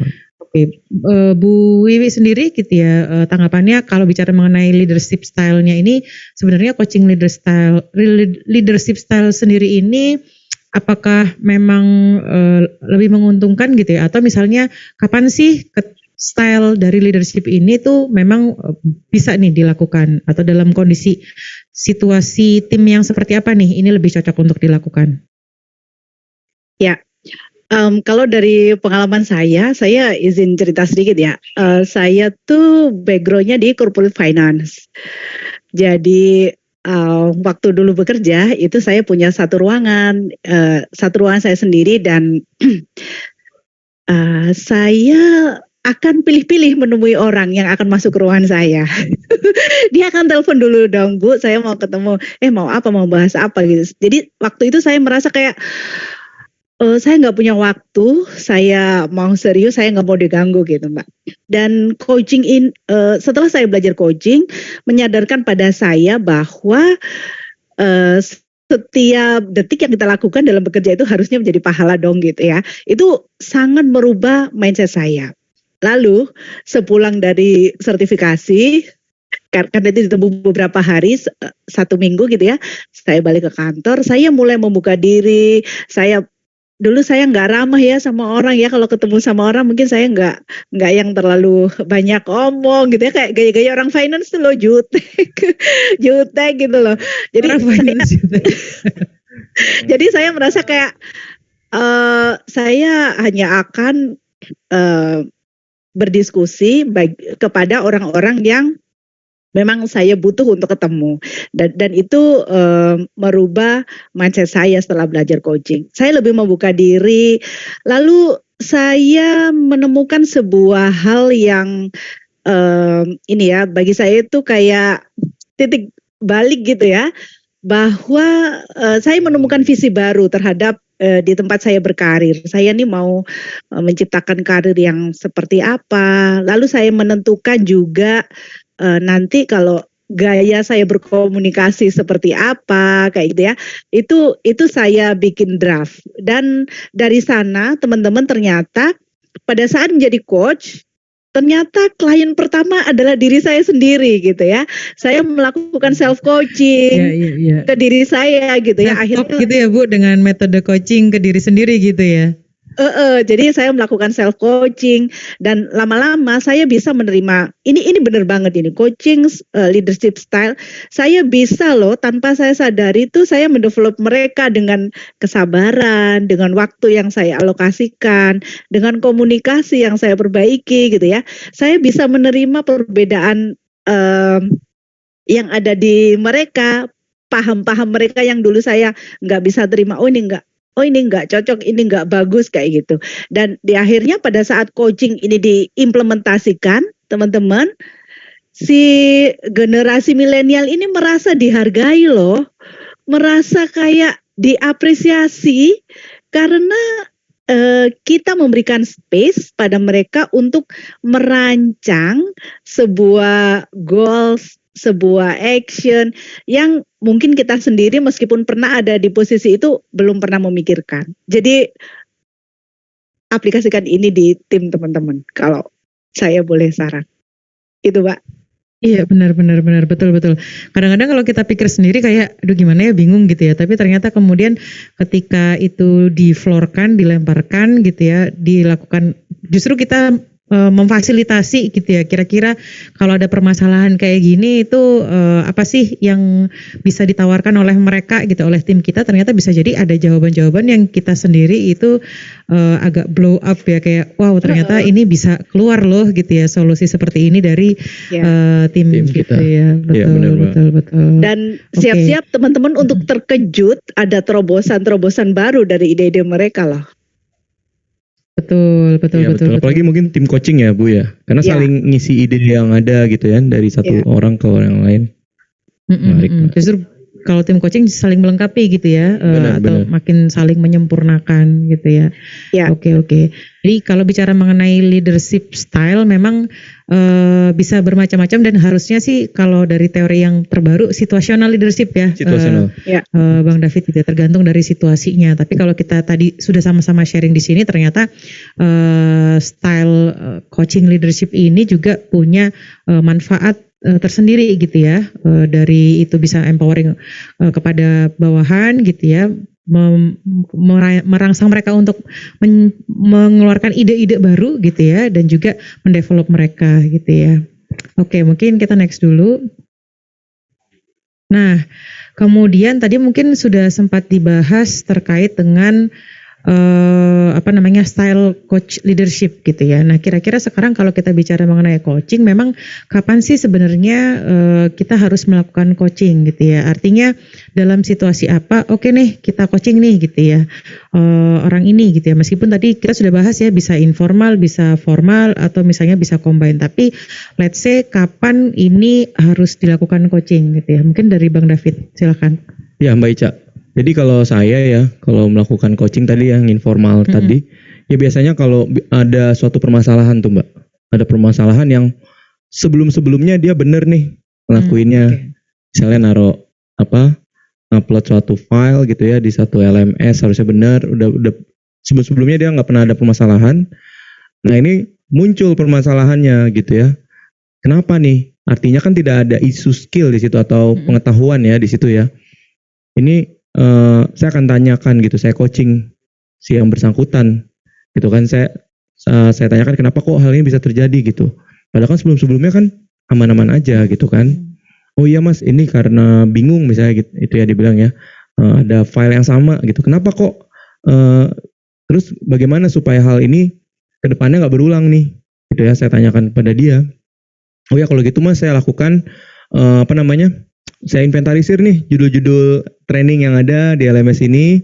Nah nanti saya bisa berikan kepada calon pengajarnya untuk dicek lagi udah benar atau belum kelasnya. Oke bagus. Terus apa lagi gitu. Nah dia kasih lagi tuh idenya tuh. Oke good. Nah, lalu bagaimana untuk rencananya, timelinenya gitu ya. Itu yang biasa saya tanyakan. Itu contoh salah satu case ya Mbak ya. Dan biasanya dia akan dengan sangat bertanggung jawab gitu ya, menjalankan tuh apa yang dia udah state di awal dan juga sampai timeline-nya. Nanti tinggal saya akan monitor besokannya nih. Kemarin kan bilangnya misalnya mulai melakukan ini nih penginventarisir judul-judul training kita yang ada di LMS. Ya udah sampai mana paling saya tanya gitu. Kalau misalnya nggak sesuai dengan apa yang sudah dia bilang gitu ya, Nah itu akan saya empower lagi tuh. Kenapa kok nggak sesuai dengan rencana gitu? Apa ada yang bisa saya bantu gitu? Jadi seperti itu sih Mbak yang biasa saya lakukan ya. Dan biasanya kan ada suatu masalah-masalah itu yang berulang. Oke. Baik. Nah ini tadi kata kuncinya perlu digarisbawahi nih gitu ya Bapak dan Ibu, ketika ada permasalahan pasti gitu ya. Tapi ketika apa gitu ya. Jadi kadang-kadang itu orang juga kurang tepat nih gitu ya. Oh ada masalah ini, langsung kasih training, langsung kasih ini gitu ya. Padahal belum tentu gitu Belum ya. tentu karena dia udah tahu kan udah pernah melakukan gitu dan terbukti sukses gitu kan. Betul. Berarti bukan Tadi kata kuncinya training. adalah ketika bukan karena coaching itu dilakukan berarti bukan karena ada permasalahan skill atau knowledge ya, Yes, berarti ya betul. tadi ya. Jadi knowledge-nya sebenarnya sudah ada, skill-nya sudah ada karena sudah bekerja lama gitu ya. Tapi ada permasalahan. Nah, berarti itu diperlukan coaching. Begitu ya, Bu Wiwi ya. Ya, salah satunya itu. Salah duanya, Bu. Salah duanya saya mau tanya dulu dong sama teman-teman. Teman-teman pernah nggak sih merasa galau gitu? Boleh kasih tanda lope-lope kalau galau. Boleh. Pernah galau teman-teman? Atau boleh dituliskan di chat nih. Tapi yang tentang pekerjaan ya, Bapak dan Ya. Ibu ya, bukan yang tentang percintaan Ya ya. tentang pekerjaan. Galau di tempat kerja tuh bentuknya gimana nih, Bapak Ya. dan Ibu, boleh dituliskan di kolom chat, ada galau-galau apa nih gitu ya di tempat pekerjaan gitu ya. Ya, kalau teman-teman galau di tempat kerja itu galaunya model kayak apa gitu ya Mbak ya. Sekalian kita juga nanti bisa bahas. Nah, sejauh yang saya tahu sambil tunggu, yuk teman-teman silakan ditulis. Oke. Apa yang membuat kita sebagai insan ini menjadi galau, Ji ya? Saya mau berbagi sedikit nih. Teman-teman, kita jadi galau pada saat nggak align atau nggak senada antara yang kita pikirkan, kita rasakan, dan kita lakukan. Maka pada ketiga itu ada yang tidak selaras, maka kita akan galau. Oh ini adanya toxic leadership. Thank you Mbak. Yuk teman-teman silakan. Jadi pada saat ada yang tidak selaras nih Mbak, pikirannya tuh pingin capai target gitu ya. Tapi yang dirasakan ini, males banget, sebel banget aku sama leaderku gitu ya. Maka jadinya galau. Lalu yang dilakukan jadinya nggak maksimal. Coaching ini teman-teman akan mengajak pada teman-teman semua synchronize apa yang teman-teman pikirkan, apa yang teman-teman rasakan, dan apa yang teman-teman lakukan. Jadi salah satu indikasinya kapan kita bisa melakukan coaching adalah pada saat teman-teman menangkap sebuah isu bahwa tim kita lagi galau, lagi enggak yakin maju enggak ya, terima enggak ya proyeknya gitu. Jadi ini soal hati gitu ya, bingung menentukan yang A atau yang B atau yang C. Itu bisa kita lakukan sebuah sesi coaching. Dan selain tadi yang disampaikan Pak David, coaching ini bisa kita lakukan pada saat ada permasalahan, yes bisa dan bisa banget. Lalu coaching juga bisa kita lakukan pada saat kita ingin development tim kita teman-teman. Jadi pernah kan di sebuah organisasi ada tim kita mendapatkan promosi, kita sebagai leadernya tahu, oh ya dia kayaknya mampu, oke kalau gitu kita promosikan, dan dia bilang, Pak David kayaknya saya nggak dulu deh Pak, saya skip dulu, pernah ya Pak ya gitu kan. Saya skip mundur ya tiba-tiba ya. Iya. Mundur, saya belum yakin Pak. Ya saya sebetulnya ingin banget Pak menerima ini karena nanti akan ada secara finansial juga akan bertambah, tapi kayaknya saya nggak dulu deh Pak, saya skip dulu boleh ya Pak ya. Nah itu bisa banget kita coaching. Lalu juga teman-teman kalau misalnya ada perpindahan dari departemen satu ke departemen lain, maka tim kita ini merasa bisa nggak ya pindah ke departemen yang satunya, secara dilihat culture departemennya seperti itu, dia jadi nggak yakin. Nah coaching ini akan sangat membantu teman-teman. Dan awalnya coaching kita lakukan pastikan tim kita percaya bahwa kita leader bisa mengcoaching mereka dan kita bisa menjaga kerahasiaan segala topik, segala isu yang mereka sampaikan ke kita teman-teman. Jadi kita sendiri juga tidak boleh jadi ember ya. Oh ternyata si A itu cerita begini, diceritaan ke B dalam satu itu nggak boleh. Jadi mesti trust dulu. Itu Mbak mungkin dari saya Mbak. Oke, baik. Jadi berarti memang harus tadi kalau dari Bang David, ketika ada permasalahan ya, dan itu masalahnya bukan terkait dengan skill ataupun knowledge gitu ya, tapi juga ternyata kita sebagai leader, menurut saya berarti harus aware ya, Bu Wiwik, harus peka gitu ya. Ini ada yang galau nggak nih gitu ya? Ada kegalauan atau keresahan gitu ya? Kira-kira ini sedang resah nggak nih gitu ya para tim kita yang ada di bawah kita gitu ya? Kalau ada keresahan itu mungkin yang perlu digali lebih dalam gitu ya untuk dilakukan coaching gitu ya tadi Bu Wiwi ya. Jadi nggak nunggu misalnya permasalahan yang muncul, tapi kitanya juga harus lebih peka apa sih keresahan yang muncul gitu ya, kegalauan yang muncul di dalam tim gitu ya. Sama tadi kalau dari Bu Wiwi, ketika misalnya perpindahan gitu ya, pindah dari satu departemen, mungkin perlu juga dilakukan coaching selain training terkait dengan departemen itu sendiri gitu ya Bu Wiwi ya. Ya. Oke, macam-macam nih. Nih kalau Bu Wiwi mau baca nih galau-galaunya nih gitu ya. Makasih ya teman-teman ya. PPM gitu ya. Nanti kita boleh kasih tipsnya buat teman-teman. Iya. Galaunya kebanyakan masalah leadernya ya. Nih saya nggak tahu nih leadernya tuh ada di Zoom yang sama nggak nih? Leadernya harusnya diajak ya Pak ya. Oke. Oh iya gitu ya. Oke. Teman-teman tentang galau ini saya boleh kasih satu tips aja. Nanti teman-teman bisa refleksi ke diri teman-teman. Teman-teman kalau kita bilang yang tadi ini thank you banget ya udah disampaikan galaunya. Tapi teman-teman, yuk kita berpikir bahwa kita punya power teman-teman dalam hidup kita, gitu ya. Ada hal-hal yang di luar kuasa kita, tapi kita punya teman-teman hal-hal yang kita bisa mengendalikannya. Jadi saya selalu mengajak kepada teman-teman. Saya ingin sekali mengajak kepada teman-teman bahwa teman-teman bukan korban, tapi teman-teman dengan kegalauan itu apa nih yang teman-teman bisa kembangkan dari sana. Itu aja. Oke. Ya. Jadi nggak cuma sekedar galau nih leadernya gini, galau nih budayanya gini gitu, tapi apa sih yang menurut saya sih biasanya kalau saya pribadi, saya selalu memetakan mana yang bisa saya kontrol, mana yang nggak bisa saya kontrol gitu ya. Mungkin leader kita itu urusannya dia sama Tuhan lah ya gitu, dia kayak gimana gitu ya. Jadi fokus ke yang bisa dikontrol gitu ya mungkin ya Bu Wiwi ya gitu ya. Karena kita tetap punya power untuk menata hidup kita, mengambil keputusan dan sebagainya gitu ya tadi ya. Jadi nggak selalu bergantung kepada yang di luar gitu ya, tapi kita diri sendiri punya kontrol. Oke, mantap nih. Terima kasih ya teman-teman untuk sharing kegalauannya gitu ya.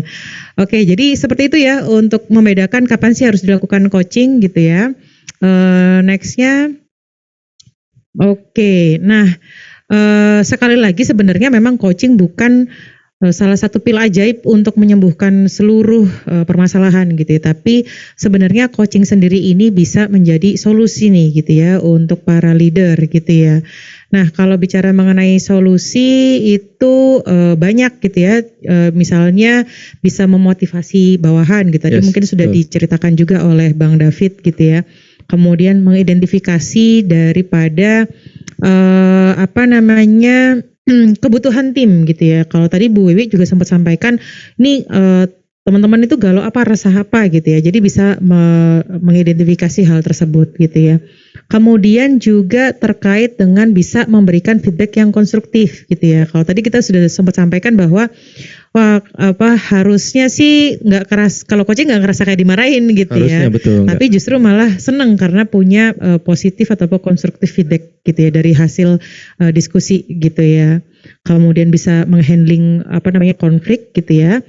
Kemudian juga mendevelop untuk terkait dengan skill dari leadership gitu ya, dan juga memaksimalkan performance tim gitu ya.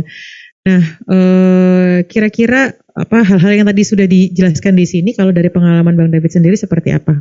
Ya, baik Ca. Jadi kalau dari pengalaman saya ya, sebagai leader ya ini ya berarti ya, Betul, sebagai leader. melakukan coaching ini Sebagai manfaatnya leader yang tadi mungkin digalauin. itu tadi yang digalauin ya. Ya manfaat yang saya rasakan ya Mbak. Jadi tim itu menjadi atau subordinat atau tim saya itu menjadi lebih percaya diri ya. Karena disupport gitu, disupport dari atasannya langsung gitu ya. Diberikan kewenangan, jadi ada pembagian kewenangan juga atau tanggung jawab. Mereka juga bisa merasakan lebih bertanggung jawab untuk melakukan tugas atau pekerjaannya. Jadi enaknya juga kita sebagai leader tinggal ini ya, memberikan dorongan, memberikan nggak hanya tinggal sih gitu ya. Ya kita juga harus tetap melihat di celah mana mereka lemahnya nih, gitu sehingga kita juga bisa mengisi di situ. Nah, dengan memberikan support gitu ya, dan juga dukungan-dukungan lainnya, itu sih Mbak Ica. Oke, ya betul. Dan mungkin kalau saya mau tambahin adalah sebenarnya kalau bicara mengenai for leader, belum tentu dalam arti harfiah kita selalu punya bawahan gitu ya. Tapi Betul. diri sendiri itu gitu juga ya, perlu ya, untuk leader untuk diri sendiri itu juga penting gitu ya. Karena sebenarnya kan namanya putaran roda gitu ya. Terus berputar ya. Betul gitu ya, kadang di atas, kadang di bawah gitu ya, kadang di sini, kadang di sana. Bedanya saya putarnya lambat aja Mbak. Ya, artinya sih saya dulu pernah diajarin suatu slogan gitu ya Bang David, siap dipimpin, siap memimpin gitu ya. Jadi selama kita belum punya bawahan, kita harus punya sikap untuk siap dipimpin dulu nih gitu ya. Atau paling enggak kita belajar dulu juga nih gitu ya untuk menjadi seorang leader gitu ya. Apapun leader kita gitu ya. Kalau baik kita punya pengalaman jadi leader yang baik itu seperti apa. Kalaupun misalnya kurang baik, kita juga punya pengalaman. Saya nggak mau nih nyontoh yang seperti ini gitu ya. Tanpa harus mengeluh secara terus-menerus gitu ya, bahwa leader kita misalnya kurang ini, kurang itu sebagainya gitu. Tapi itu tetap hal yang bisa kita pelajarin gitu ya. Ambil yang baik ya dari leadernya ya. Betul. Karena belum tentu pas kita jadi leader itu kita bagus. Nanti kita juga digalauin sama bawahan. Gitu ya Bu Wiwi ya, atau ada tanggapan yang lain Bu Wiwi?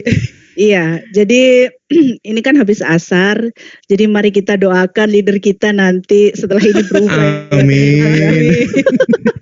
Amin ya. Oke, kalau dari saya, tadi kita ada 5 pendekatan pengembangan sumber daya manusia ya teman-teman ya. Apa aja teman-teman? Ada training, ada mentoring, ada consulting, ada konseling. Jadi konseling ini biasanya leader itu ada yang bisa, ada yang enggak. Karena ini ada kompetensi khusus ya untuk menjadi konselor. Dan salah satunya coaching.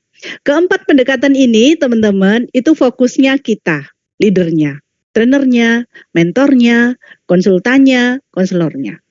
Satu pendekatan itu bintangnya adalah tim kita teman-teman. Coach kita. Kalau dari saya, oke. Kalau tim kita nggak paham, kita kasih training ya. Kalau tim kita udah paham, lalu jadi paham tapi dia butuh dibimbing kalau di lapangan, lalu kita kasih mentor. Kita kasih mentoring sama mereka. Setelah itu di lapangan ternyata sudah jalan sendiri dan dia punya masalah, lalu dia datang ke kita nih. Leader as consultant, kita kasih advice, kita kasih solusi pada mereka, kecuali konselor ya teman-teman ya. Jadi 4 pendekatan ini itu bintangnya adalah kita, dan yang satu coaching ini kalau menurut saya ini adalah tingkatan yang setelah keempat itu terlalui dan mereka masih bingung, masih galau, maka kita bisa lakukan coaching. Jadi kalau saya diizinkan untuk berkata, coaching ini penyempurnaan dari keempat pendekatan ini teman-teman. Penyempurnaan. Tapi apakah itu yang paling pas? Belum tentu. Makanya kita juga nggak boleh ya, coaching itu paling ampuh dia nyelesain masalah. Enggak juga guys. Tergantung dari masalahnya apa. Dan teman-teman bisa rasakan nggak? Kalau misalnya nih dalam sebuah pertemuan, lalu teman-teman tiba-tiba dideketin sama leadernya teman-teman, terus ditanyain gitu ya. menurutmu apa ya yang bisa kita lakukan di situasi ini? Gimana teman-teman perasaannya? Ada boleh yang mau jawab di kolom chat? Oke, boleh. Pastinya senang sih Bu kalau saya sebagai ini ya. Seneng. Karena berusaha dilibatkan kan berarti kan. Yes, seneng ya. Kalau misalnya leader kita bertanya, menurutmu, ini yang muncul di layar saya ada Pak Akbar. Menurutmu Pak Akbar, apa Pak Akbar yang dari teman-teman kita sendiri perlu ditingkatin Pak Akbar? Wah, gimana tuh perasaannya? Kan kita as a team akan menjadi semakin engage ya, teman-teman ya. Bener ya, dan wah kayak waduh leader saya nanya ini, jadi kayak seneng, terus merasa dilibatkan, merasa dihargai gitu ya. Jadi teman-teman, coaching ini salah satu skill penyempurna teman-teman as a leader. Karena di sana kita sejajar teman-teman dengan tim kita. Nggak ada lagi tuh yang leader lebih tinggi. Kalau training, trainernya lebih tinggi. Mentoring, mentornya lebih tinggi gitu ya. Kalau konselor ya bisa jadi konselornya lebih tinggi. Tapi kalau dalam sesi coaching teman-teman, kita setara loh. Nggak ada lagi tuh ego tentang diri kita yang sok pinter, diri kita yang sok tahu, diri kita yang paling bisa lah ngasih solusi. Semuanya hilang teman-teman. Dan kita mendengarkan apa jeritan mereka, curhatnya mereka. Lalu kita tinggal bungkus aja teman-teman dari sana. Oke, lalu apa yang ingin kamu capai dalam 1 bulan ke depan? Sebetulnya kalau coaching ini akan sangat bisa membantu solusi ini ya, solusi dari permasalahan yang ada tanpa kita menggurui teman-teman, as a leader. Dan kita dapat bonus, tim kita jadi engage kepada kita karena dihargai, dilibatkan tadi. Itu Mbak. Keren lah pokoknya coaching ini. Oke, ya baik. Jadi betul ya, tadi ini bukan merupakan satu pil ajaib gitu ya, tapi bisa jadi ini penyempurna gitu ya Bu Wiwi, dari metode pengembangan yang ada gitu ya, dan ini memang bisa menjadi satu solusi untuk para leader gitu ya. Ya. Oke, terima kasih untuk insight-nya Bu Wiwi. Kita coba lanjutkan ke next slide dulu ya. Oke, nah kalau tadi kita bicara mengenai bahwa coaching menjadi sebuah solusi nih gitu ya bagi para leader. Nah sebenarnya bukan hanya leader nih gitu ya yang bisa mendapatkan manfaat dari coaching itu sendiri gitu ya. Para employees gitu ya, dan tentu pasti akan juga berdampak kepada company atau organization itu sendiri gitu ya. Nah, salah satunya kalau bicara mengenai employees itu bisa menjadi real performers gitu ya. Artinya performance-nya meningkat. Karena performance-nya meningkat bisa jadi makin percaya diri gitu ya. Betul. Karena mencapai achievement tertentu itu bisa boosting confidence memang gitu ya. Dan juga more kreatif karena selalu tadi misalnya dilibatkan, ditanyakan gitu ya. Karena kan kalau bicara metode coaching itu kita nih yang menentukan gitu ya. Kemudian bagi para leaders gitu ya bisa men-share responsibility-nya, jadi nggak merasa terbebani, wah gimana ya gitu ya, wah unit gue gimana nih gitu ya, tapi benar-benar bisa tadi ya ketika share responsibility-nya ternyata justru ada suatu ide yang kita nggak pernah kepikiran kalau itu bisa dilakukan gitu. Tapi bukan artinya lepas tanggung jawab ya Mbak ya? Iya betul bukan. Share responsibility. Dan juga less dependency on the leader gitu. Jadi nggak semuanya selalu nurutin katanya leader gitu ya, tapi bawahan juga punya kewenangan, punya diberikan kewenangan untuk bisa memutuskan dan sebagainya. Di company tentu performance dari organisasi juga meningkat dan achieve target gitu ya. Kalau yang dirasakan sama Bang David sendiri seperti apa nih manfaatnya? Ya ini udah saya rasakan juga sih Mbak Ica ya. Jadi tadi ya dengan coaching mereka, dengan jawaban-jawaban mereka itu ketika mereka sudah lakukan, mereka juga lebih ini ya, cepat gitu atau lebih performnya tuh lebih bagus gitu. Karena mereka juga ini kan sadar gitu ya, yang mereka sudah sampaikan ke saya atau saya terima jawabannya itu harus dipertanggungjawabkan kan, harus dia lakukan. Apalagi sesama cowok gitu ya, gentleman agreement ibaratnya gitu kan, ada semacam seperti itu ya. Nah, jadi ini udah saya rasakan untuk employee-nya tersebut, dia lebih perform, lebih kreatif, mereka mau memberikan suatu hal yang mungkin belum pernah dilakukan sebelumnya. Nah, dengan coaching juga dia dapat support gitu ya, ada bantuan dari kita juga. Nah, mereka lebih percaya diri tuh untuk melakukan pekerjaannya. Jadi ya ujung-ujungnya kan dampaknya kan ke organisasi, bisa kita achieve ya satu target, bisa mencapai misalnya dari segi kecepatan waktu gitu ya. Nah, itu bisa kami dapatkan, Mbak. Oke, Gitu sih, baik. Beca. Nah, secara psikologisnya sendiri bisa di next slide itu juga punya benefit nih gitu ya Bang. Yang pertama get connected Psikologis. socially gitu ya. Artinya tadi kalau Bang David cerita ketika dilakukan coaching ketika ada permasalahan gitu ya. Nah, ketika dilakukan coaching dia ngerasa secara sosial tuh terkoneksi, wah atasan saya nih Dengan atasannya. perhatian gitu ya sama saya. Oh, ternyata permasalahan seperti ini ketika saya ngobrol dengan orang lain, saya punya nih gitu ya gambaran-gambaran gitu ya yang bisa dijadikan masukan untuk permasalahan tersebut gitu ya. Dan ini waktu saya cari artikel untuk ini, referensi ini itu ternyata saya juga kaget nih gitu. Ternyata bisa improve mood gitu ya. Improve mood dan juga mereduksi frekuensi dari stres gitu ya.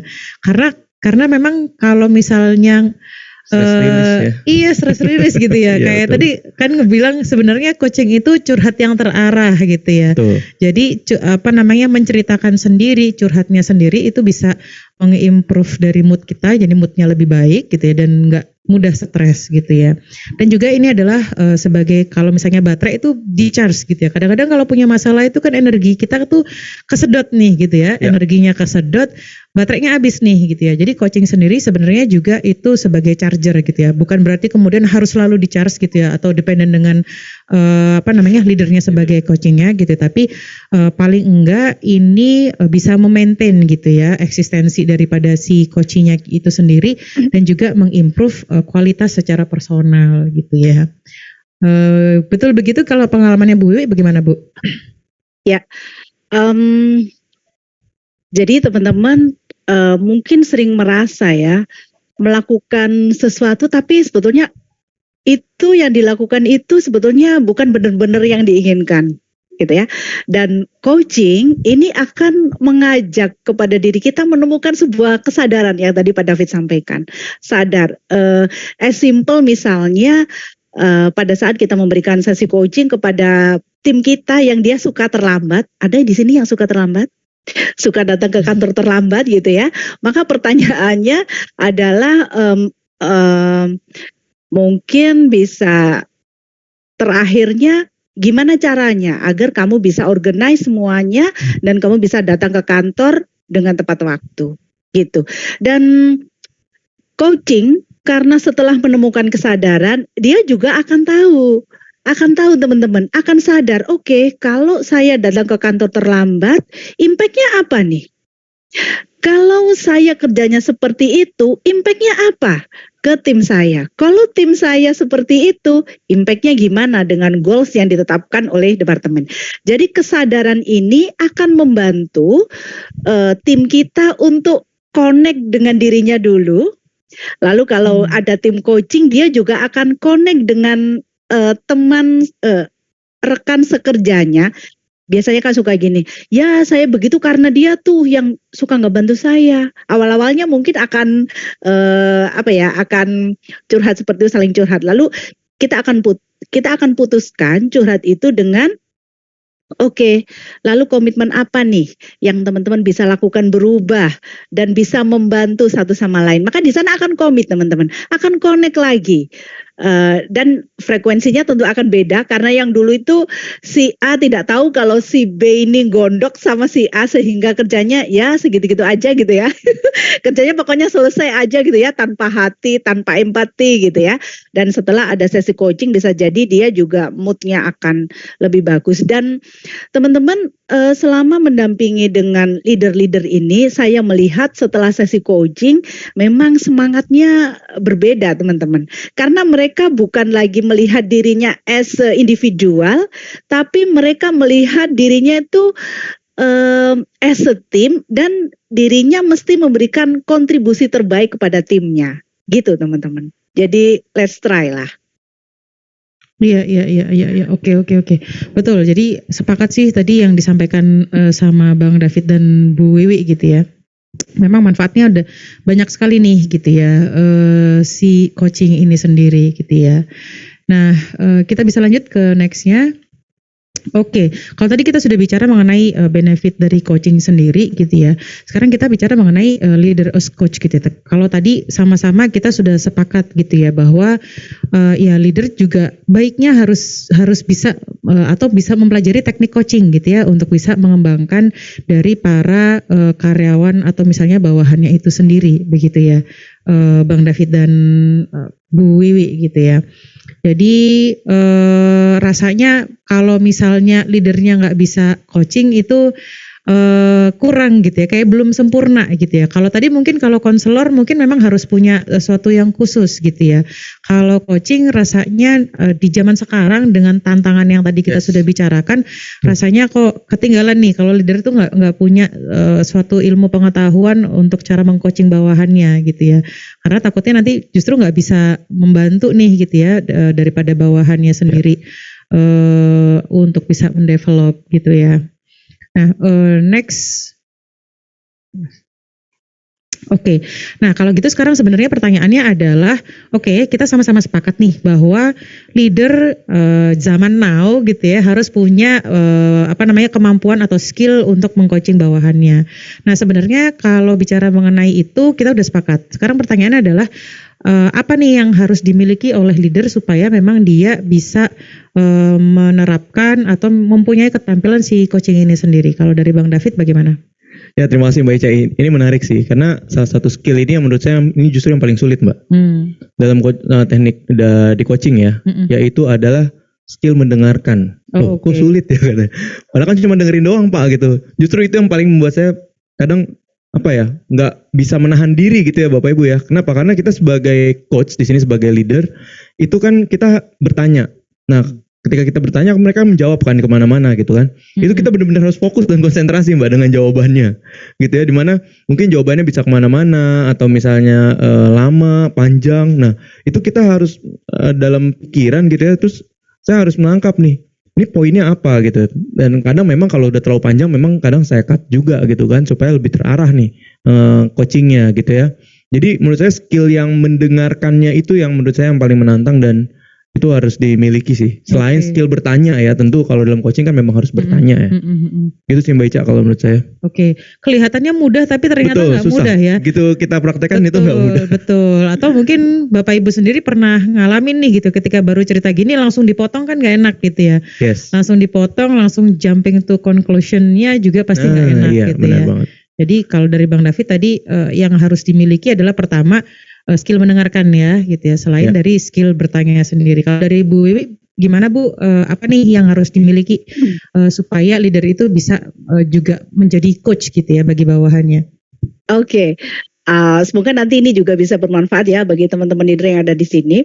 Kalau dari saya setidaknya tuh ada 4 Pak. Yang pertama, leader ini kalau nanti gimana bisa memberikan sebuah sesi coaching adalah bisa menjaga prinsip kerahasiaan.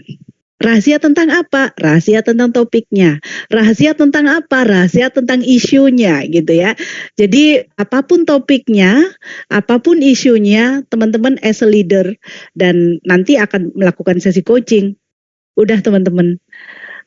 Kunci itu biarkan teman-teman sebagai coach dan tim teman-teman sebagai coach dan Tuhan yang tahu gitu ya. Jangan dibocorin, itu prinsip teman-teman. Lalu yang kedua, teman-teman harus bisa membangun hubungan yang baik. Agar apa? Agar tim teman-teman trust, percaya, oh leaderku ini memang keren kok. Oh leaderku ini memang peduli kok sama aku. Buktinya dia mau dengerin. Gitu ya, buktinya dia sisihkan waktu untuk melakukan sesi coaching. Jadi membangun hubungan itu seolah-olah teman-teman itu berkata begini, oke, aku di sini sebagai coach, aku di sini akan kasih waktu buat kamu cerita apapun. Aku di sini akan dengerin curhatmu. Aku di sini akan ngajakin kamu menyelami diri, membuka potensi yang selama ini kamu belum lihat, kayak gitu teman-teman.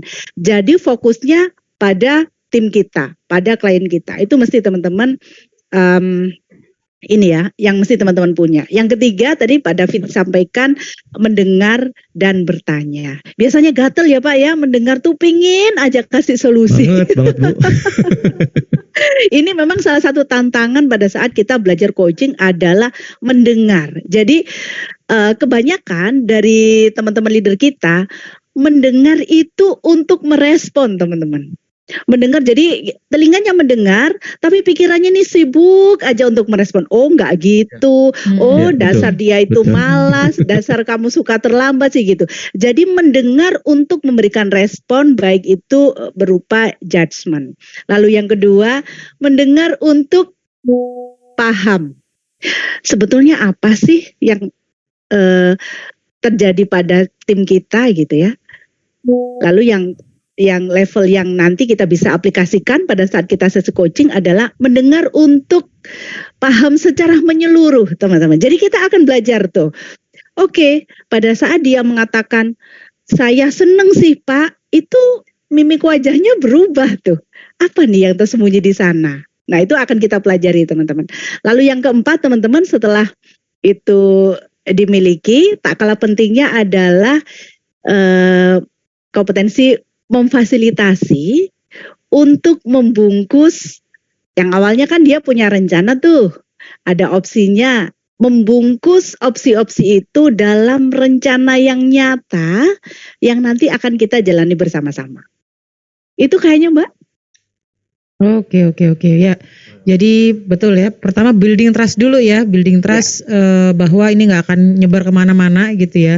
Nah, tiba-tiba nanti, loh, kok teman saya tiba-tiba udah tahu gitu ya besoknya gitu. Jangan sampai kayak gitu. Mendengarkan dan juga tadi ya, kemudian bertanya untuk kemudian masuk ke dalam actionnya seperti apa nih gitu ya. Ya. Nah, oke, itu tadi mungkin yang harus dimiliki gitu ya. Sekarang mungkin kita beranjak ke kira-kira teknik coachingnya itu seperti apa gitu ya. Salah satu teknik coaching yang cukup populer ya mungkin ini ya Bu Wiwi dan Pak David, ada namanya grow gitu ya, yaitu goal gitu ya. Jadi biasanya akan ditanyain dulu ya, apa nih gitu ya yang mau di achieve gitu ya, apa yang targetnya seperti apa gitu ya. Kemudian reality gitu ya, kita biasanya tuh coach akan diajak untuk melihat suasana atau situasinya sekarang gitu ya. Situasinya sekarang itu seperti apa yang dirasakan, apa yang dialami gitu, apa yang dipikirkan gitu ya. Kemudian obstacle gitu ya, what are your option? Nah, kemudian biasanya akan ditanyakan untuk diajak berpikir kira-kira dari goalnya seperti itu, realitinya seperti ini, gapnya gimana nih gitu ya. Gapnya seperti apa? Kemudian opsi apa nih yang sekiranya akan bisa muncul gitu ya, entah itu opsi challenge-nya gitu ya, opsi terkait dengan kegagalannya atau opportunity-nya mungkin ya, opsi-opsinya. Jadi justru ini yang akan dieksplor ya, opsinya apa saja. Kemudian will way forward gitu ya. Kemudian setelah paham nih opsinya apa saja, nah kemudian next step-nya itu seperti apa gitu ya. Itu yang nanti akan dirumuskan dalam sesi coaching begitu ya Bu dan Pak David. Nah mungkin dari Pak David kalau mau sharing terkait dengan ini nih, kendala apa sih yang dialami saat sesi coaching gitu ya, terutama ketika menerapkan si teknik ini nih. Teknik grow ini ya. Oke, kalau dari teknik grow ini yang pernah saya alami sih Bu, di awal tuh yang menjadi titik kritis ya di goal itu, kalau misalnya belum clear itu akan membuat ke reality atau option itu menjadi tidak jejak gitu ya. Betul. Jadi pertama biasa saya yang goalnya ini benar-benar saya yakinkan, saya pastikan dulu nih apakah memang betul itu yang dia harapkan gitu, yang dia inginkan setelah sesi coaching ini selesai nanti. Nah di akhir juga nanti pasti akan saya cek lagi tuh Mbak Ica, apakah sudah sesuai dengan goal atau yang diharapkan bertemu dengan saya gitu ya untuk melakukan coaching ini. Jadi di goal ini saya benar-benar harus memastikan gitu ya, why, kenapa harus mengambil goal ini gitu ya, kenapa sasarannya ini. Nah kalau dia sudah clear, saya rasa memang betul-betul itu yang dia inginkan, oke, baru lanjut tuh. Nah reality sebenarnya sih kalau di sini lebih mudah ya, karena membuka yang dia rasakan, yang dia lihat gitu kan. Nah, cuman di sini yang menjadi tantangan atau challenge-nya atau kendalanya adalah bagaimana ketika dia menjawab itu mungkin panjang tuh gitu tadi yang seperti saya tadi sampaikan ya. Dan juga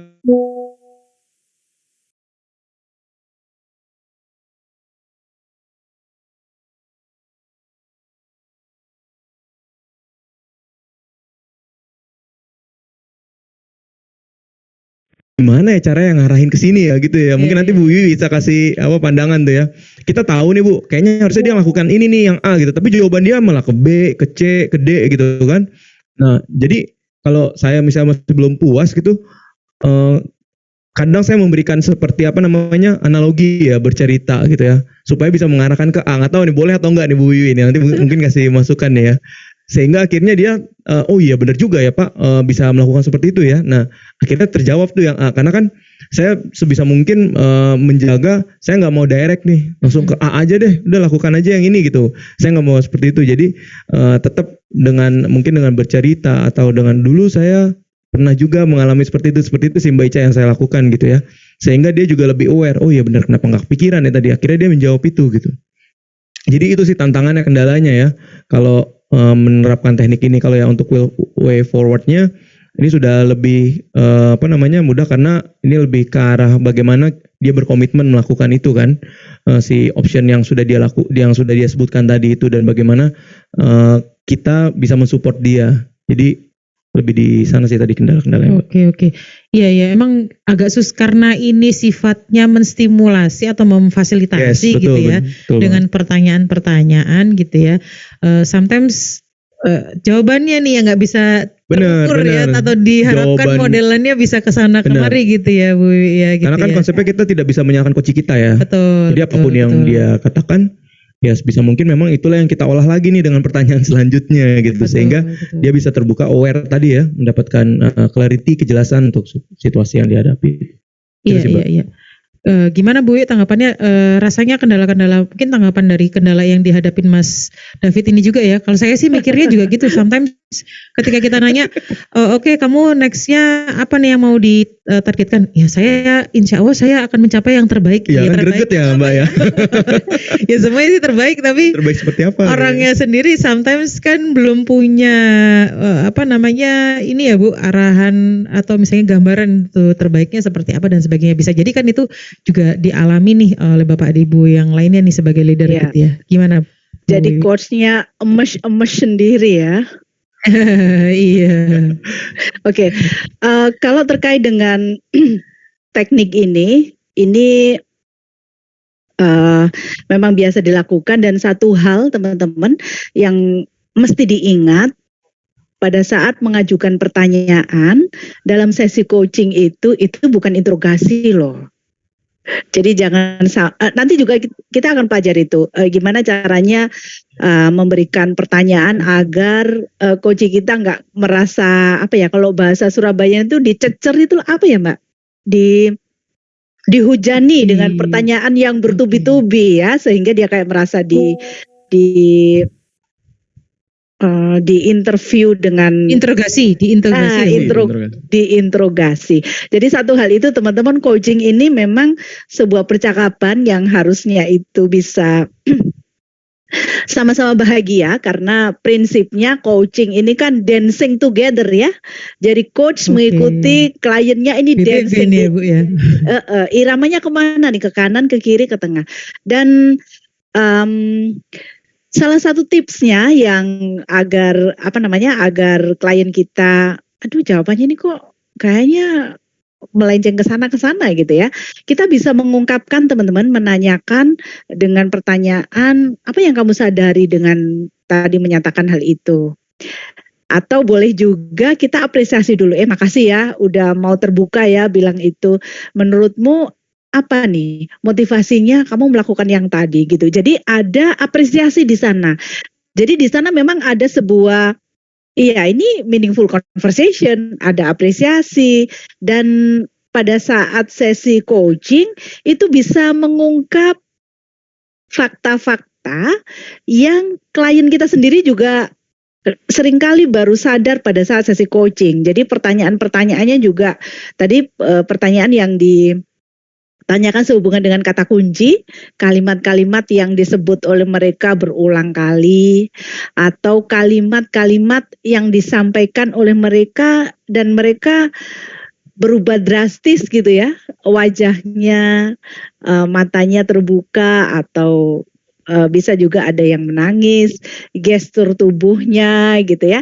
Nah itu bisa kita baca. Jadi sebetulnya kalau nanti kita belajar coaching, Bayon ini sih ya, ini tekniknya Grow ini memang sangat populer, tapi ada rahasia-rahasia yang gimana sih agar way forward yang ditetapkan oleh si klien atau si coach kita itu memang betul-betul align apa yang dipikirkan, apa yang dirasakan, dan apa yang akan dilakukan gitu. Itu Mbak dari saya. Oke, baik. Itu tadi tips-tipsnya ya dari untuk bertanya gitu ya dan juga menerapkan si teknik coaching ini gitu ya. Nah, kita udah banyak sekali nih gitu ya ngobrol-ngobrol. Mungkin kita sekarang coba untuk menarik kira-kira dari yang audiens di Zoom gitu ya yang mau bertanya. Kalau ada yang mau raise hand mungkin saya buka yang atau dari chat boleh minta tolong dari chatnya ya, nanti saya akan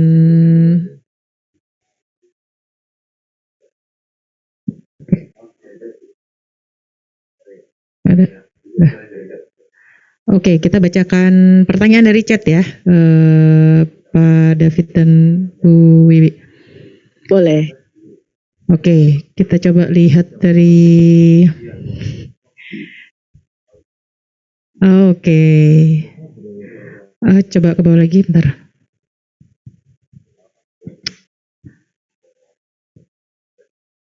Oke, saya coba dari Pak Rudi Harahap ya, gitu ya. Kata Brian Tracy, true test of leadership is how well you function in a crisis. Oh, cocok banget ya pas sekarang kan krisis juga ya. Gimana pola coaching dalam situasi-situasi krisis di mana kita cenderung mengambil keputusan secara individu, bukan melibatkan anak buah atau mendelegasikan. Nah, boleh. Gimana? Silahkan saya lempar dulu ke Bang David. Oke, terima kasih Mbak Ica. Jadi ini ibaratnya kalau kita di pesawat gitu ya, ini kita lagi lewatin turbulence Bapak Ibu. Kalau di dalam ketika pesawat melewati turbulence atau ada banyak gangguan, sistem autopilot tuh nggak bisa digunakan. Nah jadi sama seperti ini. Jadi kalau misalnya seperti ini kita mengelola bisnisnya itu mau nggak mau memang harus ibaratnya manual gitu ya. Ya kita harus ada pengambilan keputusan cepat kalau dalam situasi krisis. Ini nggak bisa dengan menggunakan teknik coaching Mbak memang. Karena kan butuh analisis dari si leadernya juga dan dia yang bertanggung jawab atas keputusan yang diambil. Jadi ini memang agak berbeda untuk penggunaan coaching ya Mbak. Itu sih kalau menurut saya kalau pertanyaan ini. Jadi memang nggak semuanya bisa diterapkan dari sisi coaching ya, terutama kalau misalnya krisis di mana butuh keputusan yang cepat. Betul. Gitu ya. Bisa jadi nggak ada pertanyaan atau diskusi dulu ya. Jadi dari leadernya dulu pertimbangannya apa, kemudian keputusannya ini gitu ya. Betul. Kalau dari Bu, bagaimana Bu? Ya, setuju sih. Seperti kalau pada saat terjadi kebakaran, ya ini hampir sama case-nya. Di sana kita juga nggak mungkin kan akan melakukan sebuah sesi coaching. Jadi teman-teman mungkin bisa dipetakan pada situasi apa teman-teman bisa melakukan sesi coaching, tapi pada situasi apa teman-teman bisa langsung instruct ya, langsung memberikan instruksi karena bagaimanapun teman-teman leader yang bertanggung jawab tuh di sana. Oke, baik. Jadi betul gitu ya. Jadi bisa jadi memang situasi tertentu solusinya beda ya. Betul. Terutama sebenarnya kan kalau coaching ini lebih kepada untuk mendevelop tim ya, mendevelop daripada employee tim sehingga organisasinya bisa performance gitu. Jadi kalau emang krisis keputusannya butuh cepet, rasanya arahan ya yang arahan direct yang bisa lebih cepat gitu ya. Oke, semoga terjawab gitu ya Pak Rudi. Kemudian selanjutnya dari PT PAL Pak Farid. Cara mengkolaborasikan gap antara kolonial, milenial bagaimana nih gitu ya. Sedangkan secara ide gitu ya, kita selalu berbeda gitu ya. pasti beda argumen terus, sedangkan dituntut untuk beradaptasi dengan digitalisasi. Nah ini mungkin tadi kalau misalnya coaching secara tim gitu ya, Iya. sedangkan beda-beda nih gitu ya, kolonial, milenial dan yang nggak jawab sama sekali gitu ya. kalau dalam tim kan ada yang juga nggak Iya, jawab iya. gitu ya. Silakan Pak David. Ya, kalau saya Mbak lihat ini kan menarik ya. Jadi seperti kita justru semakin diperkaya ya dari tim ya. Ada yang pemikirannya dari dibilangnya tadi kolonial ya, kolonial atau Gen X gitu ya. Dan ada dari milenial. Nah kita sebagai leader kalau di tim coaching itu kita bareng-bareng menyepakati Bapak Ibu. Jadi yang dari milenial atau dari kolonial tadi sama-sama, mereka juga harus berempati. Ya bisa menempatkan diri dia kalau misalnya mereka kolonial atau begitu juga sebaliknya yang kolonial ini juga sebagai milenial gitu. Jadi di situ kita men-challenge mereka untuk memakai topi yang berbeda dengan yang lain gitu ya. Sehingga ketika di akhir pertemuan itu sama-sama kita sepakati, ayo ini kita udah sepakat ya bareng-bareng sehingga gap itu ya kita isi bersama gitu untuk mencapai tadi ya untuk performance dari satu unit kita atau divisi kita. Itu sih kalau Mbak Ica menurut saya. Iya. Betul sih tadi pakai topi dan pakai sepatu ya, sepatunya orang tersebut gitu ya. Kalau dari pengalaman, kalau saya boleh nambahkan mungkin dari pengalaman saya ketika misalnya kita ada satu project, kombinasikan tuh isinya gitu ya. Itu bisa lebih kaya sih lebih kaya. Karena mau nggak mau akhirnya mereka akan sama-sama untuk mencoba punya frame yang sama, atau mencoba pada sepatu yang sama gitu ya, karena goalsnya lagi sama nih gitu ya. Sama. Jadi mau berbeda kayak gimana, coba deh kita samain dulu gitu. Nah itu justru makanya peran leadernya justru bagaimana menetapkan atau menempatkan goals itu menjadi suatu tujuan bersama, sehingga mereka tadi mau untuk saling berempati gitu ya. Seperti itu sih Mbak Ica. Oke, baik. Nah mungkin saya lanjut next question ya karena cukup banyak nih gitu ya. Ketika coaching itu ini dari Bu atau Bapak Sasti ya, apakah perlu didokumentasikan gitu ya, kemudian evaluasi berikutnya sebagai penilaian kegiatan kompetensi develop di organisasi gitu ya. Nah mungkin let's say pertanyaannya adalah bagaimana nih cara mengevaluasi coaching ini sendiri, apakah coaching yang dilakukan ini sudah dikatakan berhasil gitu ya atau enggak gitu ya. Boleh mungkin dari Bu Wiwi silahkan. Iya. Terima kasih. Kalau organisasi itu memang lagi mengembangkan budaya coaching, jadi pada saat sesi coaching mestinya didokumentasikan. Dan biasanya tuh Mbak di akhir sesi akan diberikan resume ya, kesimpulan dari si coachee. Tadi goalsnya apa, lalu realitanya seperti apa, opsinya apa. Lalu dia akan membuat sebuah komitmen akan melakukan 1, 2, 3, 4 gitu ya. Itu di sesi 1 misalnya. Jadi akan ada resume sesi coaching yang pertama. Lalu bagaimana cara mengukurnya? Sesimpel kita cek apakah rencana aksinya dilakukan. Jadi kalau itu dilakukan berarti yes dia komit, dia sudah menjalankan apa yang direncanakan. Tapi kalau misalnya ada beberapa hal yang belum bisa direalisasikan karena bisa jadi pada saat satu dia pikirnya tidak akan ada tantangan, tidak akan ada hambatan. Ternyata pas perjalanannya baru muncul di sana. Nah itu juga bisa dijadikan sebagai topik yang kedua gitu ya.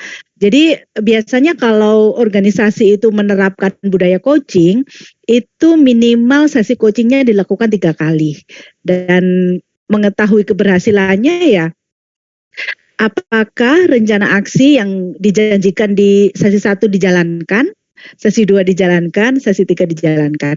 Karena gini teman-teman, pada saat menjalani sebuah sesi itu si klien pun akan bertransformasi ya Mbak ya. Dia akan mengalahkan rasa malasnya, dia akan mengalahkan ego-ego yang lain gitu ya dalam dirinya dan itu enggak gampang.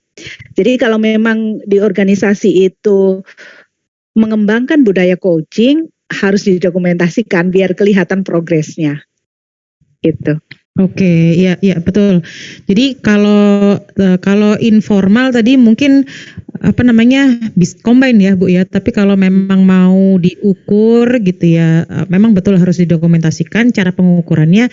Tadi dari misalnya tekniknya dari grow gitu ya. Mungkin dibikinkan lembar kerjanya gitu ya, atau lembar diskusinya diisi bareng-bareng. Kemudian memang kalau mau diukur balik lagi ke yang sudah diisi tadi, pencapaiannya seperti apa gitu ya Bu Wiwi dan Pak Daniel. Ya, setuju. Oke, baik. Nah, kita sudah di penghujung acara gitu ya.